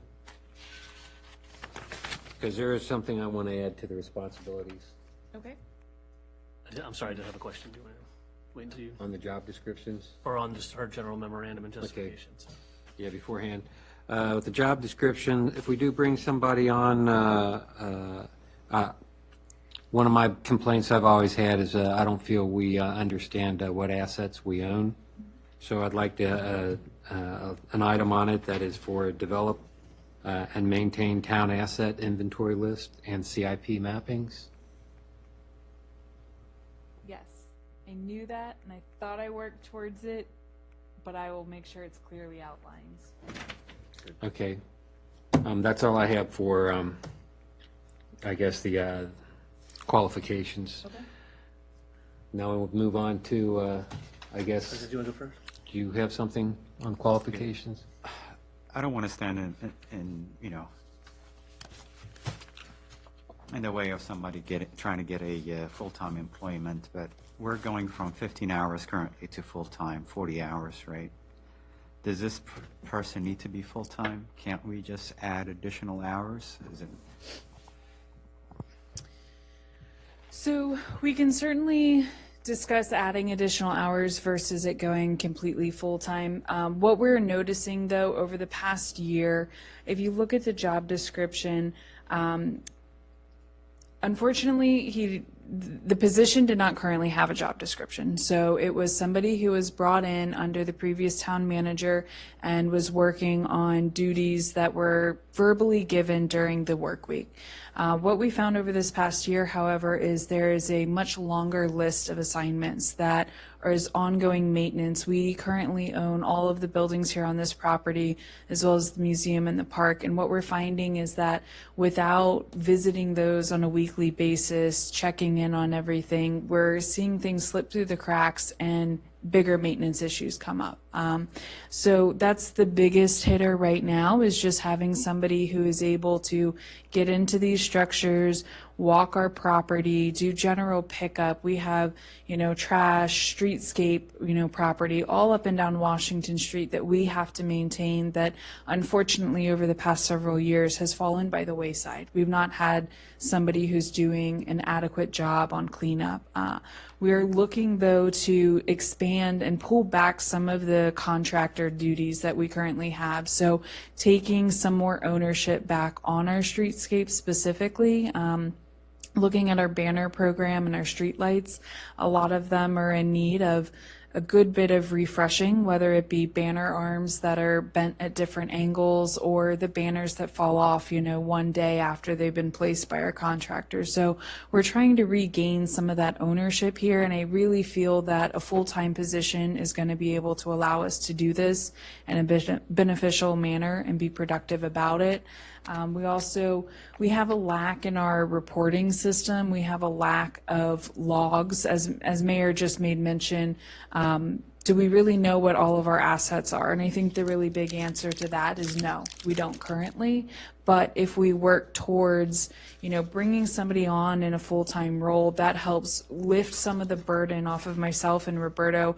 You guys might have noticed when I was out, Roberto and we take on a lot of the lease duties. We take on a lot of the building maintenance duties, calling contractors. So again, working with the person who's currently in the part-time position, it has been a very nice change of pace, being able to have a responsible employee who contacts our contractors, meets with them on sites, gets us quotes and estimates, brings that up to my desk, and we're able to talk about what's a need, what's a want, and really work through those things. So going full-time just really helps us out as a team and a whole, be able to just better provide for our community and better maintain everything that we own. So I think it's putting our best foot forward and really showing that we're taking ownership and we're keeping our property up to the standard that we expect others to do. And once the properties are brought up to the standard, things that are, that need to be addressed are addressed, Mm-hmm. do you believe that this person is going to be basically preoccupied on a full-time basis going forward? I do. You do? Okay. Based on the time that I've been here, the 5.5, almost 6 years that I've been employed by the town, it never stops. Once we get where we need to be and we have a good standard and we've set into place good maintenance, we're now working proactively, there's always going to be that cycle. And Mayor likes to, work with us on his cycle thinking, and it's worn off. We think about it, and if you do the work on the museum, you paint the exterior, you have to keep it fresh each year, and that means, whether it's power washing the structure and keeping things looking nice. So once we get to the standard we like, there will always be that work for this person to keep things maintained the way that we expect and the standard we set. Okay, and these painting, Mm-hmm. power washing, I think you mentioned regaining ownership. Mm-hmm. Would there be some cost savings Yes. there? Yes, Okay. absolutely. So one of the things that we're noticing is we pay, and it depends on how long it takes the contractor, right? But I'll give you a brief scenario. when you put banners up on our street lights, it takes them the better part of a day, depending on the weather and how long it exactly takes them. We're paying anywhere from $600 to $800 a time they come out and do it. So we're looking at this full-time position being able to safely go out there with the equipment we provide. So there will be a small cost of equipment there, but in the grand scheme of things, being able to put the banners up, know that they're going to stay up and look nice for the season, being able to go back and replace them as needed, that saves us. We do the change out about 8 times a year. So that saves us a good amount of money there. And that's just one of the many projects that we're looking at them taking on. Okay, I like that part in terms of cost savings. there. Absolutely. And as we continue to develop, I've put forward this job description. Again, there was no formal job description before I took a stab at it. So as we continue to develop it and grow the position, we'll be able to report back to you next budget and say, here are all the other cost savings that we could complete. All right. And last time, I think when I was here during the meeting, I believe someone had asked what is going to cost, additional cost in terms of the benefits, right? I think this 41K is just the salary, right? Yes.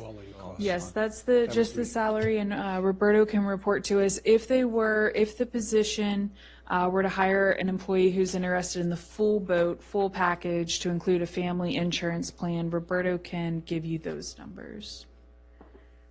While he's pulling it up, just so everybody's aware, those benefits would include the retirement package, the health insurance package, and then there's some other costs that go along with it, such as workman's comp, et cetera. Vacation. Yeah, they will have vacation and sick leave earned as well. So, Roberto? Yes, Councilman Alexander. So the full cost for this position will be about $77,000. I don't know if you want to address, but some, for example, on some of the cost savings. For example, I can kind of share that with you. In the past 7 years I've been here, we have spent over $16,000 on just air conditioner units. I don't know if you're aware, but we do have tenants that we do lease spaces to. Part of that has been that having our own ownership with the current position that we have been able to have this person do the monthly maintenance, which may not seem like a lot, but after being here and past, not this council, but the prior council, I know we spent about, towards the end, over $16,000 just on new HVAC units. Those are the type of things that this position can assist with to, make the life expectancy of these units a little bit longer, from changing the simple things as the filters to lights. We do owe it to our tenants as well as our residents. Banners, we can go anywhere from $750 to $1,250 for getting the banners installed per time that they do it.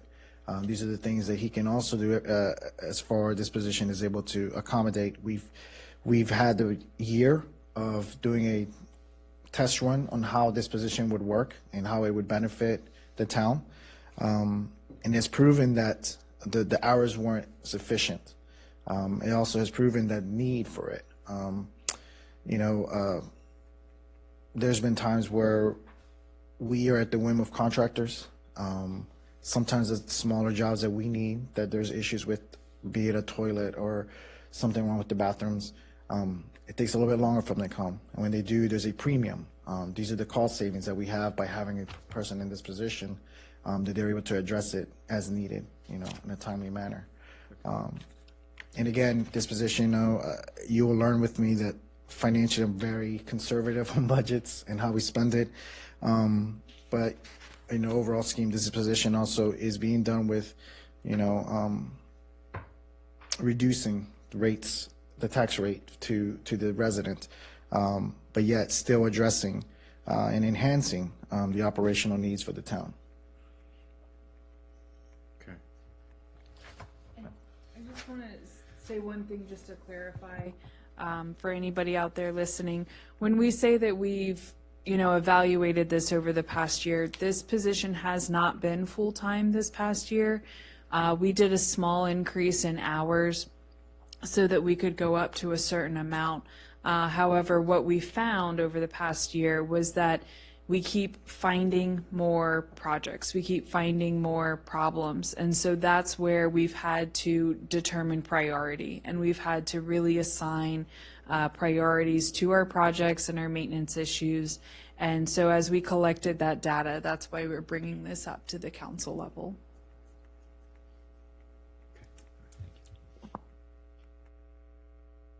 You done?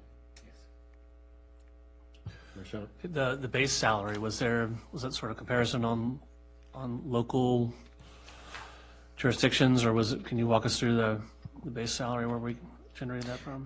The salary for the position is comparable to what all localities will be at.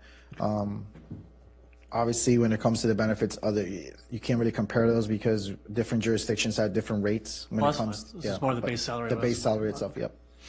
If I could comment on it too, we've added a couple hundred feet of sidewalk.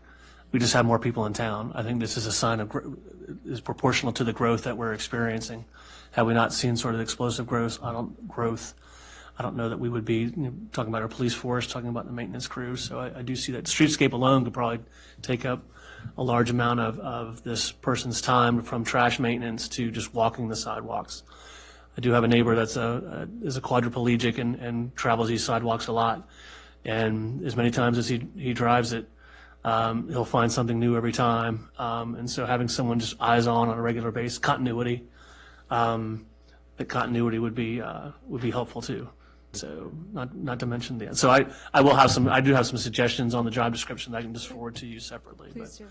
I do think that we have enough to support this position. So I'm sorry. That's all I had. Thanks. You have anything? I was just going to ask to highlight that the position that we've seen part-time has been doing these projects you've mentioned, but also this service person or maintenance coordinator has been an integral piece of our farmers market, of our Haymarket Day, pretty much any event, and the preparation for that. So I think that it's, considering how small our staff is, you guys receiving this support in this way is important as well. I will gladly speak to that and echo that statement. In years past, it was Roberto and I doing a lot of the prep work and dressing down the week of these events and getting out there, moving equipment, moving different parts and pieces to make these events happen. And so, again, it has been an absolute, blessing to have the person in this position that we have right now to come in and just take so much pride in our town and really help us out with all of our events. So I was very specific to keep that in there because we need to count on this person for our events. This position would definitely facilitate the preparation for our weekly farmers market and each of the events we do, whether it's setup, breakdown, cleanup. It is very much an integral part.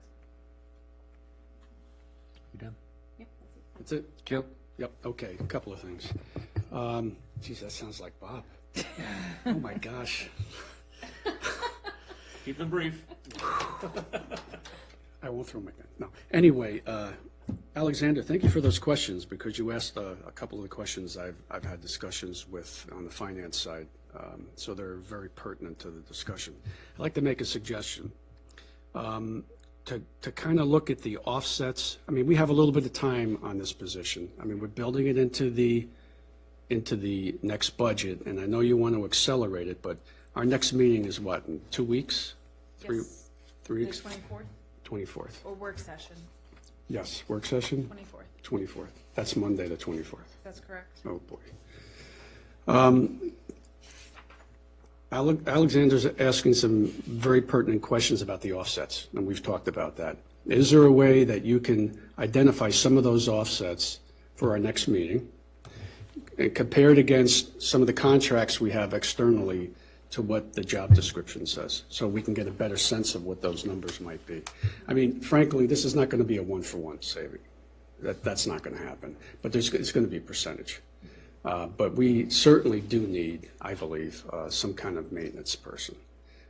And the 15 hours right now is just not cutting it. I get that. I mean, we have a lot of challenges along the streetscape that will probably continue to be a challenge going forward.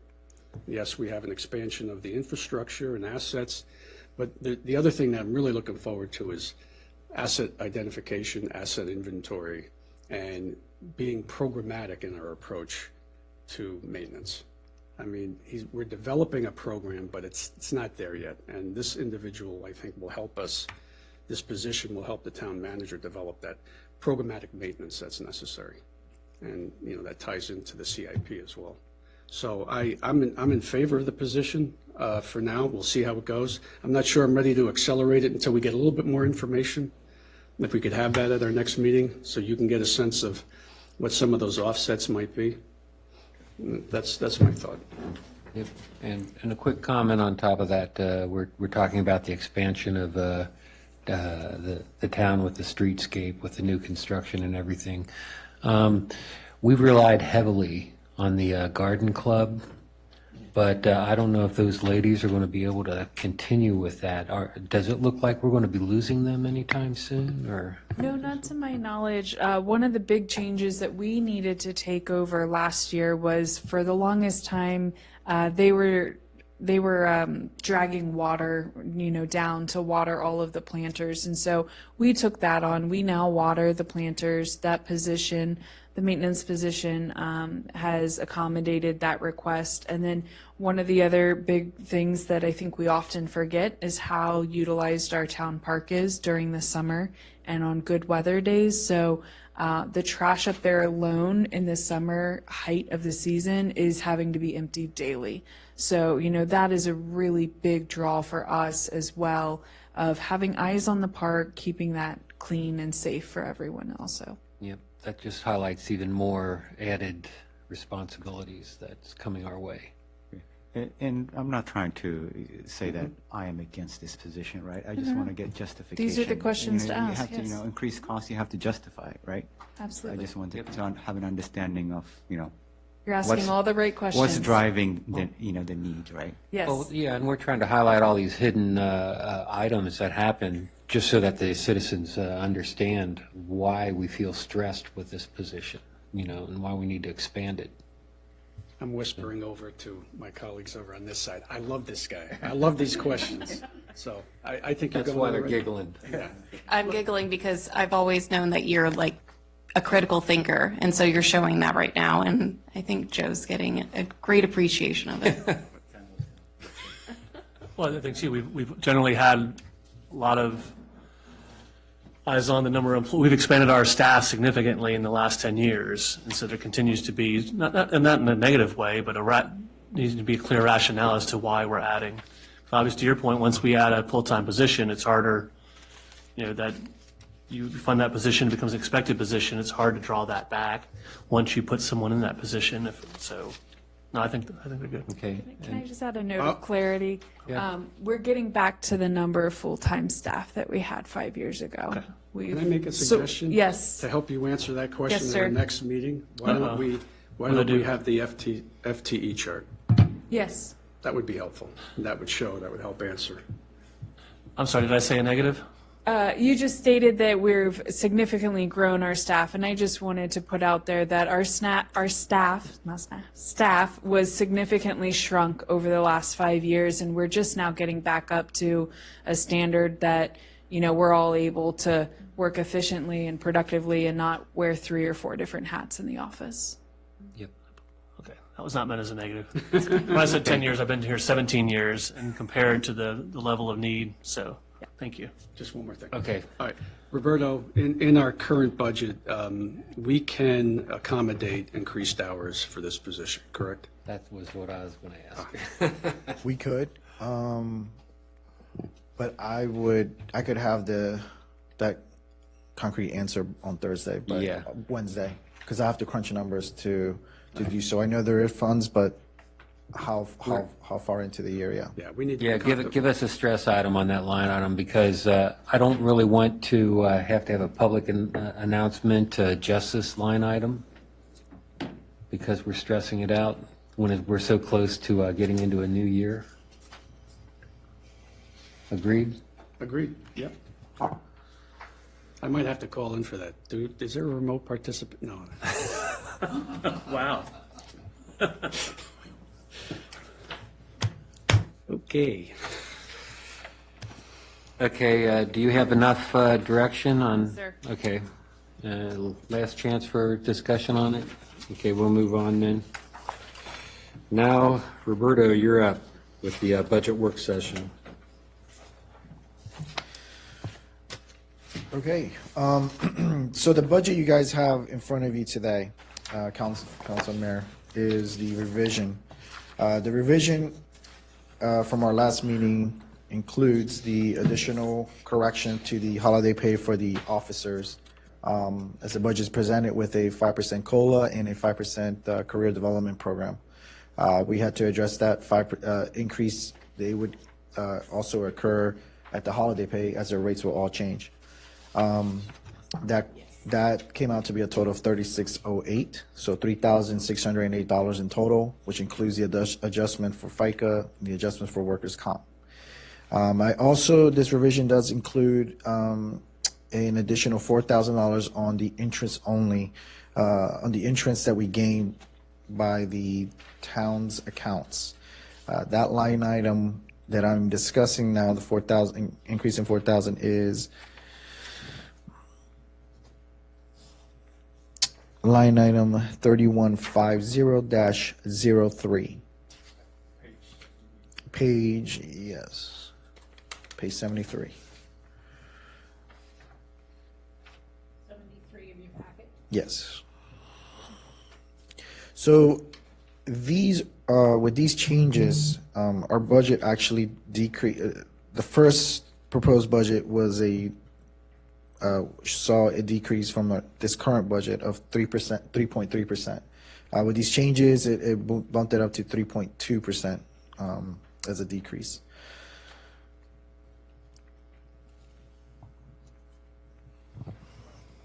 One of the items that I do want to discuss, though, is the first work session. Councilman Lee, who is not here, but I'll go on the record to inform and have this conversation with him when he's back. He asked me about the compensation plans, about comparables with our neighboring townships and whatnot, or they're doing. So just as I stated to him in that meeting, it seems like that due to inflation and the trends and just employee retention, everyone is looking at ways to retain their current employees, looking from COLAs to merits to bonus pays. As far as Prince William County, the chief and I have talked a lot about this, but I know that Prince William County, they have also did pretty much a market adjustment in this current fiscal year, 17.5%, which also they're including bonus pays, sign-ons. They're just trying to find ways to get people to come in to want to apply these positions. When it comes to localities, at the time I had talked to it, I was using comparisons to the Warrenton or Middleburg, because essentially we are comparable to them. Councilman Lee did want me to look at Dumfries and Occoquan, which I did.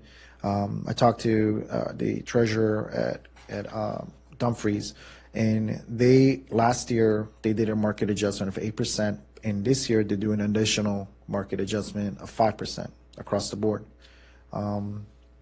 They're also looking into do merit based, but they're also funding open positions, vacancies. Warrenton is doing a market adjustment of 10% across the board with a 3% merit, up to a 3% merit based. They're also funding vacant positions currently in this current upcoming budget. Middleburg is also proposing a 4% COLA with between 2 to 4% merit based. Unfortunately, that is what everyone has to do. Many of them, though, I want to be on the record, many of them, though, are doing it by either maintaining the same real estate tax rate or increasing. The budget I presented to our council here is with reduction to the town resident. I don't know if that will be, helpful enough, but like I said, Councilman Leek did have a question on that, so I definitely wanted to come back to council as a whole to inform you that we did go back. I did talk to my fellow treasurers, and I did look at the proposed budgets, because they are out there. So it seems like everyone is pretty much on the same line. Employee retention is big right now. You'd be surprised at how many places are working on the minimum. And are looking for positions and trying to do market adjustments to bonus, initial bonuses to entice people to come in, but it's just not there.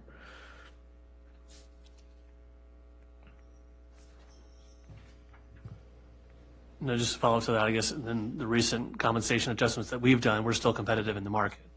Yes. Exactly. So this council here, that's one thing I do want to address. This council here has pretty much made it overall, but especially with the police department, I feel it brought them up to a pay scale that was warranted. And I believe Prince William County is actually, with their adjustment now, is just coming up to par to what the town has already done, yet being fiscally responsible with the residents' funds. But yes. Thank you.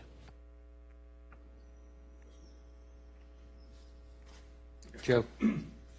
Okay, so Roberto, remind me, our rate this year is 0.115, is that what, no? So our current rate is 0.115. Right. I've proposed a reduction of 0.111. All right, so that reduces it to 0.111. And the reason why the number goes up is because the assessments are up, but you're trying to balance that out. Correct. So how we came to that number, Councilman Bayan, is Bayene, apologize, is that we did similar to what we did last year. Our town has seen a significant jump, a lot of it due to commercial real estate. So what we did is kind of took some of the outliers when the commercial side to see what a true or close to true, because it's not exact, but the closest to being an equalized rate for our residents.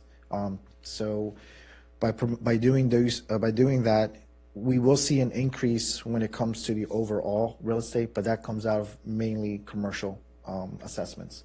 To the town resident, we would see anywhere from $8 to $20 difference from last year, an increase in their annual bill for the town. This is not to speak on the county. I know the county is doing presented a reduction from 1.125 to 0.977, I believe. And in talking to my friend, it looks like they may even do something lower than that. But obviously, I'll keep an eye on that as well, as we all should. But as far as the town, this reduction 0.111 is to benefit the residents more, but also benefit the commercial side too, because they will see a significant drop as well, as compared to if keeping it at 0.115. But the town leverages the assessment at the county level though, right? The property. So based on the big jump that I saw, the new assessment, I don't think it's going to be $8 to $20 for us, for my family. I think it's going to be more than that. On the county side or the town? No. Yeah. Right? Yeah. Yes, but if we had kept it the same, the scenario is running, it would be a significant change. We're looking for $100 more on certain properties, 60 more, and we're just trying to be conservative on the numbers as well. But yes, unfortunately, you will see us specifically to the town is what I'm addressing. That's the only thing I can try to assist with. Yep. Fair enough. Go ahead, please. Oh, you're fine. Can I ask one question? So we still give the advertised tax rate at 1.115? No. 111. We're going to advertise the rate at the lower one. Okay. This means we can't go above that. Okay. That's correct. Okay. Correct, because I think we're taking the assessments, and as you heard from Councilman Weir, though, Board of Prince William Councilman. Our friend from right. county. Our friend from county, there we go. Sorry. I guess they're kind of late on their appraisals. Do you got the latest for their appraisals, or what appraisal values are you using, from what date? No. So what he is, I had an opportunity to talk to him while he was here before the meeting started. The appraisals that they're redoing is on the data centers, the data center parcels. That is what they're dealing with. As far as the assessments, I'm using the ones that the county has right now. They have been the official assessments. There are supplementals, but they will come in towards the end of the year. That's just a different situation we'll have to deal with then.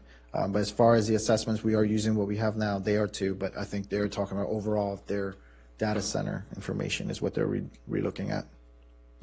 Okay, sorry to interrupt. You got some more?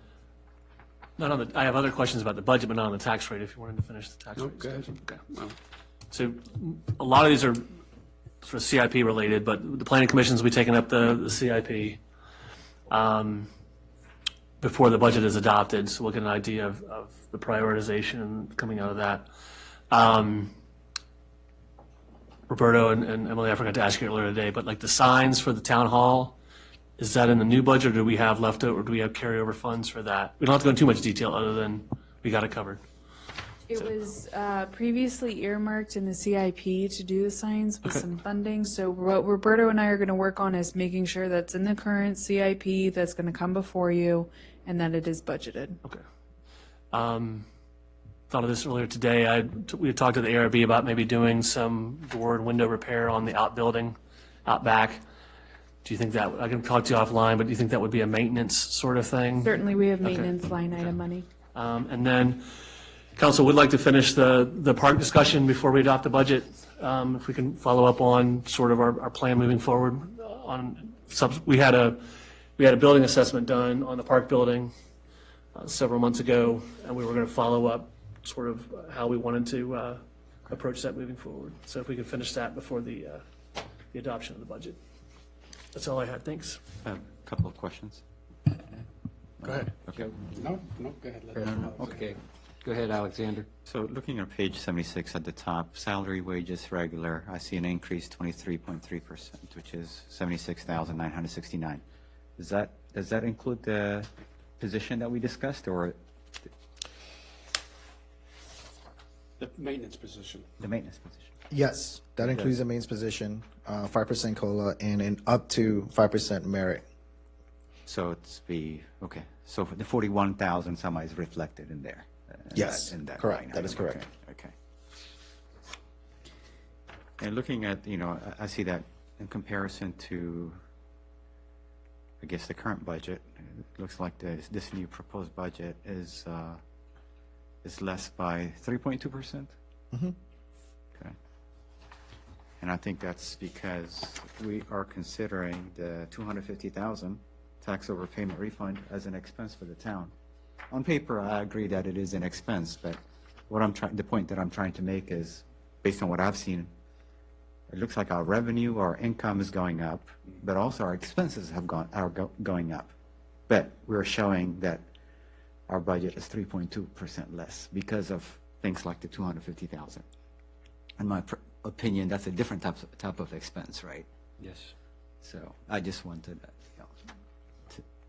No, it is, but it isn't. Because when the auditors come, they'll look at you and be like, "That is how it needs to be done." Because we had it amended for carrying over the surplus from the prior year to do so.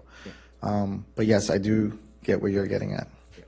So if we were to add the 250,000 and some other line items here, the reductions, I think the budget is going to, this proposed budget is going to be higher, and then okay. Yes. Good observation. I'm sure the rest of you observed the same. Well, there's plenty of time to go through it. Okay. Yeah. Just a couple of quick comments. So you're looking for directive to advertise public hearing for the tax rate, set the tax rate at 0.111, which means it can't go any higher than that, but we could go lower, possibly.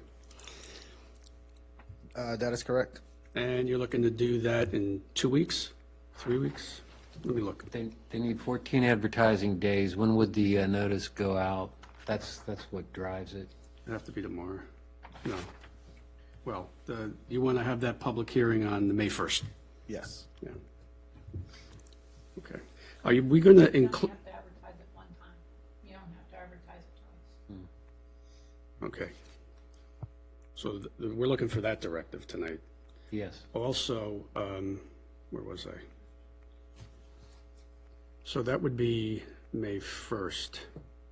All right, never mind. Go ahead, Marcia. I'm thinking of something else. This is me thinking out loud. So when I brought up the CIP, the only question I had was if we're setting the rate down at 111 and we decide to prioritize or bump up our CIP projects that would require us to increase the tax rate, do we even sense that would happen? Is there enough in the CIP that might affect the tax rate if we want to try to advance projects?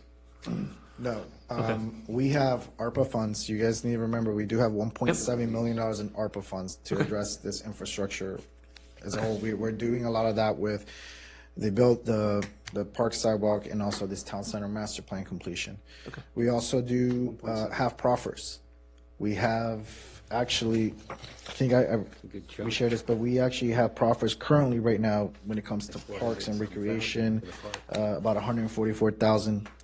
So set aside as well too.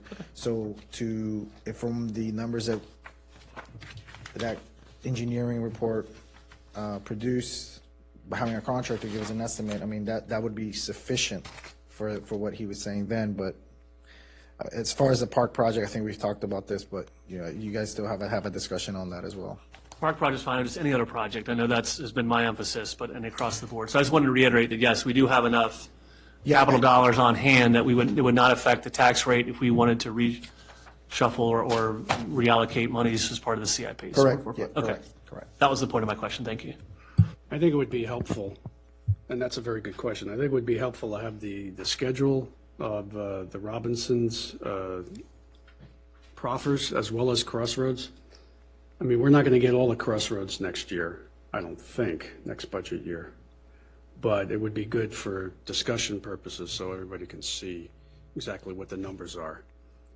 For example, Robinson Village is a total of $734,000 that we have, but some has to go to the schools, a large portion. Some has to go to public safety and fire and rescue. But the other funds are ours to use in those separate categories. So I think it would be helpful to have that as part of the CIP discussion, with that, all the other funding that's available from ARPA to help inform a discussion on funding some of the CIP items. Well, even, do we want to advance the sidewalk replacement? Because I've gotten a lot of feedback that there's a lot of positive interest in the concrete sidewalks versus the brick. Do we want to advance that on a schedule? The light replacement as well, that we're adding new light poles. Do we want to advance, or do we need to advance? So anyway, I think we have enough funds on hand. That's why. I'm going to get kicked under the table. Okay. But that's why the hiring of a full-time position might be very, very helpful to help inform that, to do that asset inventory. Yeah. Does that sound good? Good. Yeah, talking about expense, something that I have been concerned with is what it would entail when we reach that 3,500 mark, 3,500 town resident population in terms of the additional expense that we're going to have to face as a town, right? So again, I don't know if this is a good time to discuss, but at some point we need to have an idea of what that additional cost is going to look like, and how we're going to pay for it, right? Instead of being, we don't want to be surprised, based on, census results in the future. I don't know if we're going to ever reach that $3,500 mark. I mean, 3,500 population size-wise, but it is something that has concerned me for a while. And I think right now what I would state is it's a very fair question that we need to consider. We all need to keep that in the back of our mind and see what exactly would weigh into the cost of that, specifically thinking through taking over our public road network. That would be a very big increase for us. But if we also take into consideration the amount of viable land that's currently available for new housing to go up, but also take into consideration what properties would be most likely to be revitalized into a new residential house or new residential properties. If we take all of that into consideration, especially during our next comprehensive plan draft and those work sessions, I think we'll have a better idea at that point of how quickly are we going to get there, or is it very likely that we would get to that 3,500? So we'll look into it. We'll see what we can find. I know the census data most recently, our friend at the county disagrees, but it did most recently show that our population went down. We'll see if we can track that information down a little bit better and see, did it really go down and was the town properly accounted for, to get a better idea of where we're at. I'd like to circle back. Circle back. Go back to the directive, which you're looking for tonight, for a May 1st meeting. And my other question was, are we going to include the schedule of fees with that as well? Okay. We'll do it with the budget. Okay. And do we anticipate any changes to that schedule? Okay. And I would just say we don't anticipate changes based on what we're seeing coming in is taking care of, the pass-through fees that we have as well. So it is working. It is not a dire need to increase our fees for our residents or commercial. Okay. That's my only question. Okay. So I guess if we're kind of done with budget questions, we can go on to the next line item, which is directive for the public announcement. We all good with .111? Works for me. What? Motion. Mayor, would you Throw like to that give as a the, motion, would or- you like to give the staff a directive to move forward with advertising? Okay, we can do it as a directive, right? Point of information. Yeah, directive, if you could put out a public announcement with a tax rate of .111. No greater. And then we'll work to get it lower. Yeah. And we'll see how it goes. I do miss Bob, though. Okay. Mayor, I do have one point of clarification, if I could make it on an earlier agenda item. I do apologize. Let me properly state this. Okay, so under agenda item number 1, Town Council petition for the November special election, we had spoken about the last date for filing, and I reviewed back into my emails, and the date to file for the November 7th general election, special election, is August 18th at 5 p.m. That's a Friday. So it was August. Yes, sir. Okay. I do apologize, that was misstated. It is the first general since the vacancy. It falls on Friday, August 18th, 5 p.m. And that's in that packet of materials on page 3. And don't wait for the last minute. You can probably turn your papers in tomorrow if you would like. Okay, I guess if you're done, everyone's good? Yes, I'm good. Okay, we'll move on then. Council member time. Let me see who's here. First on the list of who's here, Councilmember Passanella. Okay, wonderful. Congratulations, Alexander. Welcome. And I was going to say Alexandra. Welcome. Yep. Today is, what's today? National Hug Your Dog Day. I thought that was kind of interesting. So, huh? It's National Siblings Day, too. Yes. Good to know. I read something in the package about a happy birthday for Ms. Doris. So I want to shout out to Ms. Doris of Melanie's Florist. Happy birthday, 90th birthday. That is a milestone. A beautiful, beautiful thing. And I said earlier, congratulations to Officer Burgoon. I think that's a wonderful thing, and I remember that story or what he went through. So please extend our, or at least my thanks, and for what he did. And okay, great. That's all I have. Thank you. Okay. Councilmember Ramirez. Thank you, Mayor. As some of you might have read in my liaison report, on the 21st of this month, the Vice Mayor and myself will be participating in a luncheon and a meeting with the Auxiliary Board of the UVA Health Prince William Medical Center. They invited us after we wrote that wonderful support letter for the mammogram van. Yeah, the grants. Yeah, the grant for that. So we'll be participating in that, and I'm excited. I do want to highlight that the farmers market is going to be starting soon. So come on out, see the 23rd of April, correct? Yes, 9 to 1. And I'm excited, and I look forward to seeing all of our vendors come back and our community just be busy and walking around. I do want to highlight that, especially on Sundays when people are trying to cross the street to enjoy the farmers market, please slow down. This town is 25, not 30. So, and I want to thank our police officers as always, because you guys are amazing and I appreciate you. And Earth Day's coming up. I'm excited. That means go out, garden, plant stuff, enjoy our community garden. I hope that we can see Nadia here soon. I'm sorry she couldn't make it tonight.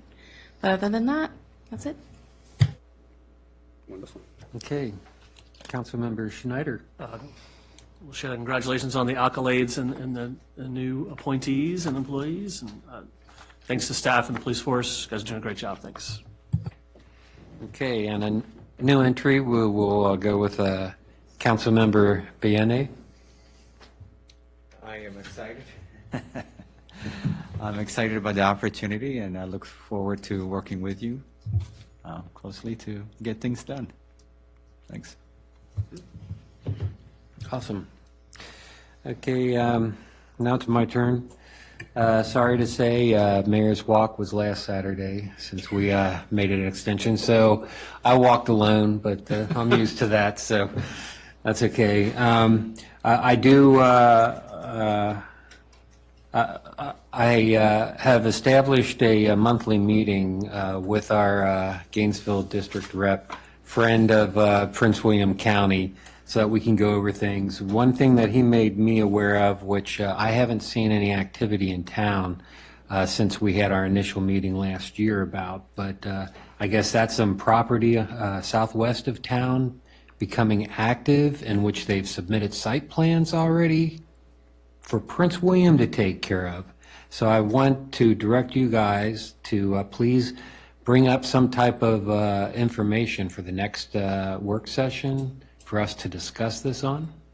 Yes, they submitted a rezoning application to the county, and they have yet to submit their rezoning application for the 4 acres in the town. And without revealing anything, they're trying to rezone in a zone that we do not have, if that's correct. So I want to get a little bit of information on what they plan on doing, what the problems are with our texts, zoning texts, and everything. I would also like to direct the police force to give what added effort are we looking at for something that is not accessible through town for the town property, where we got to circle around and come back into it.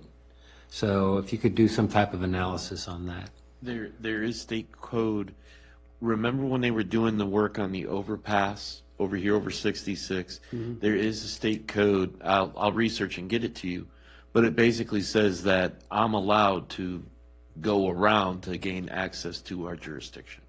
So we would be able to get access and respond going through another jurisdiction to get to part of our jurisdiction. Right. Yeah, but I mean, it's just, there's no direct route to get to it. It's a total circle around for us to get to it, because the entrance will be off of 15. Oh, I know where you're talking. Okay. So, yeah, so what added efforts are required, especially when you got to do residential drive-throughs for checks? And I mean, this is a total stress that's going to be created to our staffing for this. Can I ask a quick question? So Yes. they can't rezone property in town unless they come to the town? Right. Correct. Okay.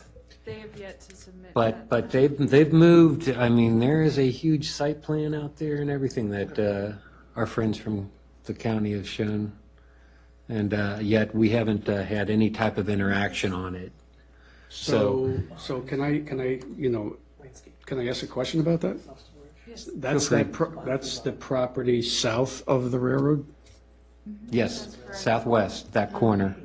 Okay. If you know where I'm going with If you look at one of the this. town maps where the bottom rightmost corner of our little red boundary on our town map is, so if you're thinking it's the southwesternmost corner, there's 4 acres of a parcel that sits inside of the town boundary. The entire parcel does not sit inside of the town boundary, Right. just those 4 acres. And so they are looking at rezoning that property. And with it, that rezoning they're trying to do is residential units. Okay. So, I mean, full disclosure, they came and spoke with myself and the former town manager, and I believe mayor was in the Yes, meeting. about a year ago. About a year, 2 years ago. Yeah. And so, and I do believe at the time, Planning Commissioner Bob Weir and council member was in there with us at that meeting. And so they have, this new year, submitted a rezoning application to the county. They have been in contact with us. They requested a meeting to review their application that they submitted. However, when we informed them they had yet to submit their application to the town, they then said, okay, we will submit to the town and be in touch with a meeting. We have not heard from them since that. And that's been about 2 or 3 weeks now. And this is dense housing, so it goes into our analysis of the 3,500 head count for the town and everything else, so. Can I ask, is there an opportunity to relocate a certain private crossing related to this property assessment evaluation? I would have to look into it further, where it falls in coordination with the plans that they're putting forward. I will be visiting the supervisor's office this week. He has a set of the hard copy plans, so I'll take our town planner over there and we'll go visit, get a synopsis, and come back. Yep, so if we could have a report for our work session, Okay. I'd appreciate it. Yes. you Mr. have Mayor, I'll any- just emphasize that this, anything in the town's at our discretion. So the 3,500 limit, we have the ability to review and assess. And so I don't think we're giving away any. No, it's just, we've been bypassed on the initial discussion. Besides the one we had 2 years ago, we thought it was closed, but Gotcha. now there's been discussions with the county, and they've gone through without any communication or coordination with referral? us. Okay. So we just want to make sure that we hop on this as quick as possible. Okay. And what's the current zoning? Current zoning's conservation. Does it allow Sir? R2 zoning through SCP or anything? No. Okay. The only thing that our conservation district allows is, off the top of my head, we did just do a change, is greenhouses and very small garden-like center uses. Yeah, and the density they're proposing, from what I saw from the site plan from our friends of the county, was an R3 zoning, which we don't even have R3 in our town. So there's a lot of issues that will be raised on this. And currently, that portion of the property, there's no access from the town. It's just a small back corner of it, but what they're proposing would be an entire development, and access would be granted off of, I believe it's Route 15, if it's the same proposal I saw previously. Yeah. Okay. We just stir things up at the end of the meeting, Mayor. Well, we didn't have any information, so I didn't exactly want to raise it up in the town planner. I just wanted to make people aware of it and give them the chance to prepare for our work session. Excellent. So that's about the only highlight I really have. Sorry to drag that out. No, that's okay. I make a motion to adjourn. I need a second. Second. All in favor? Aye. Aye. Meeting's closed. Good.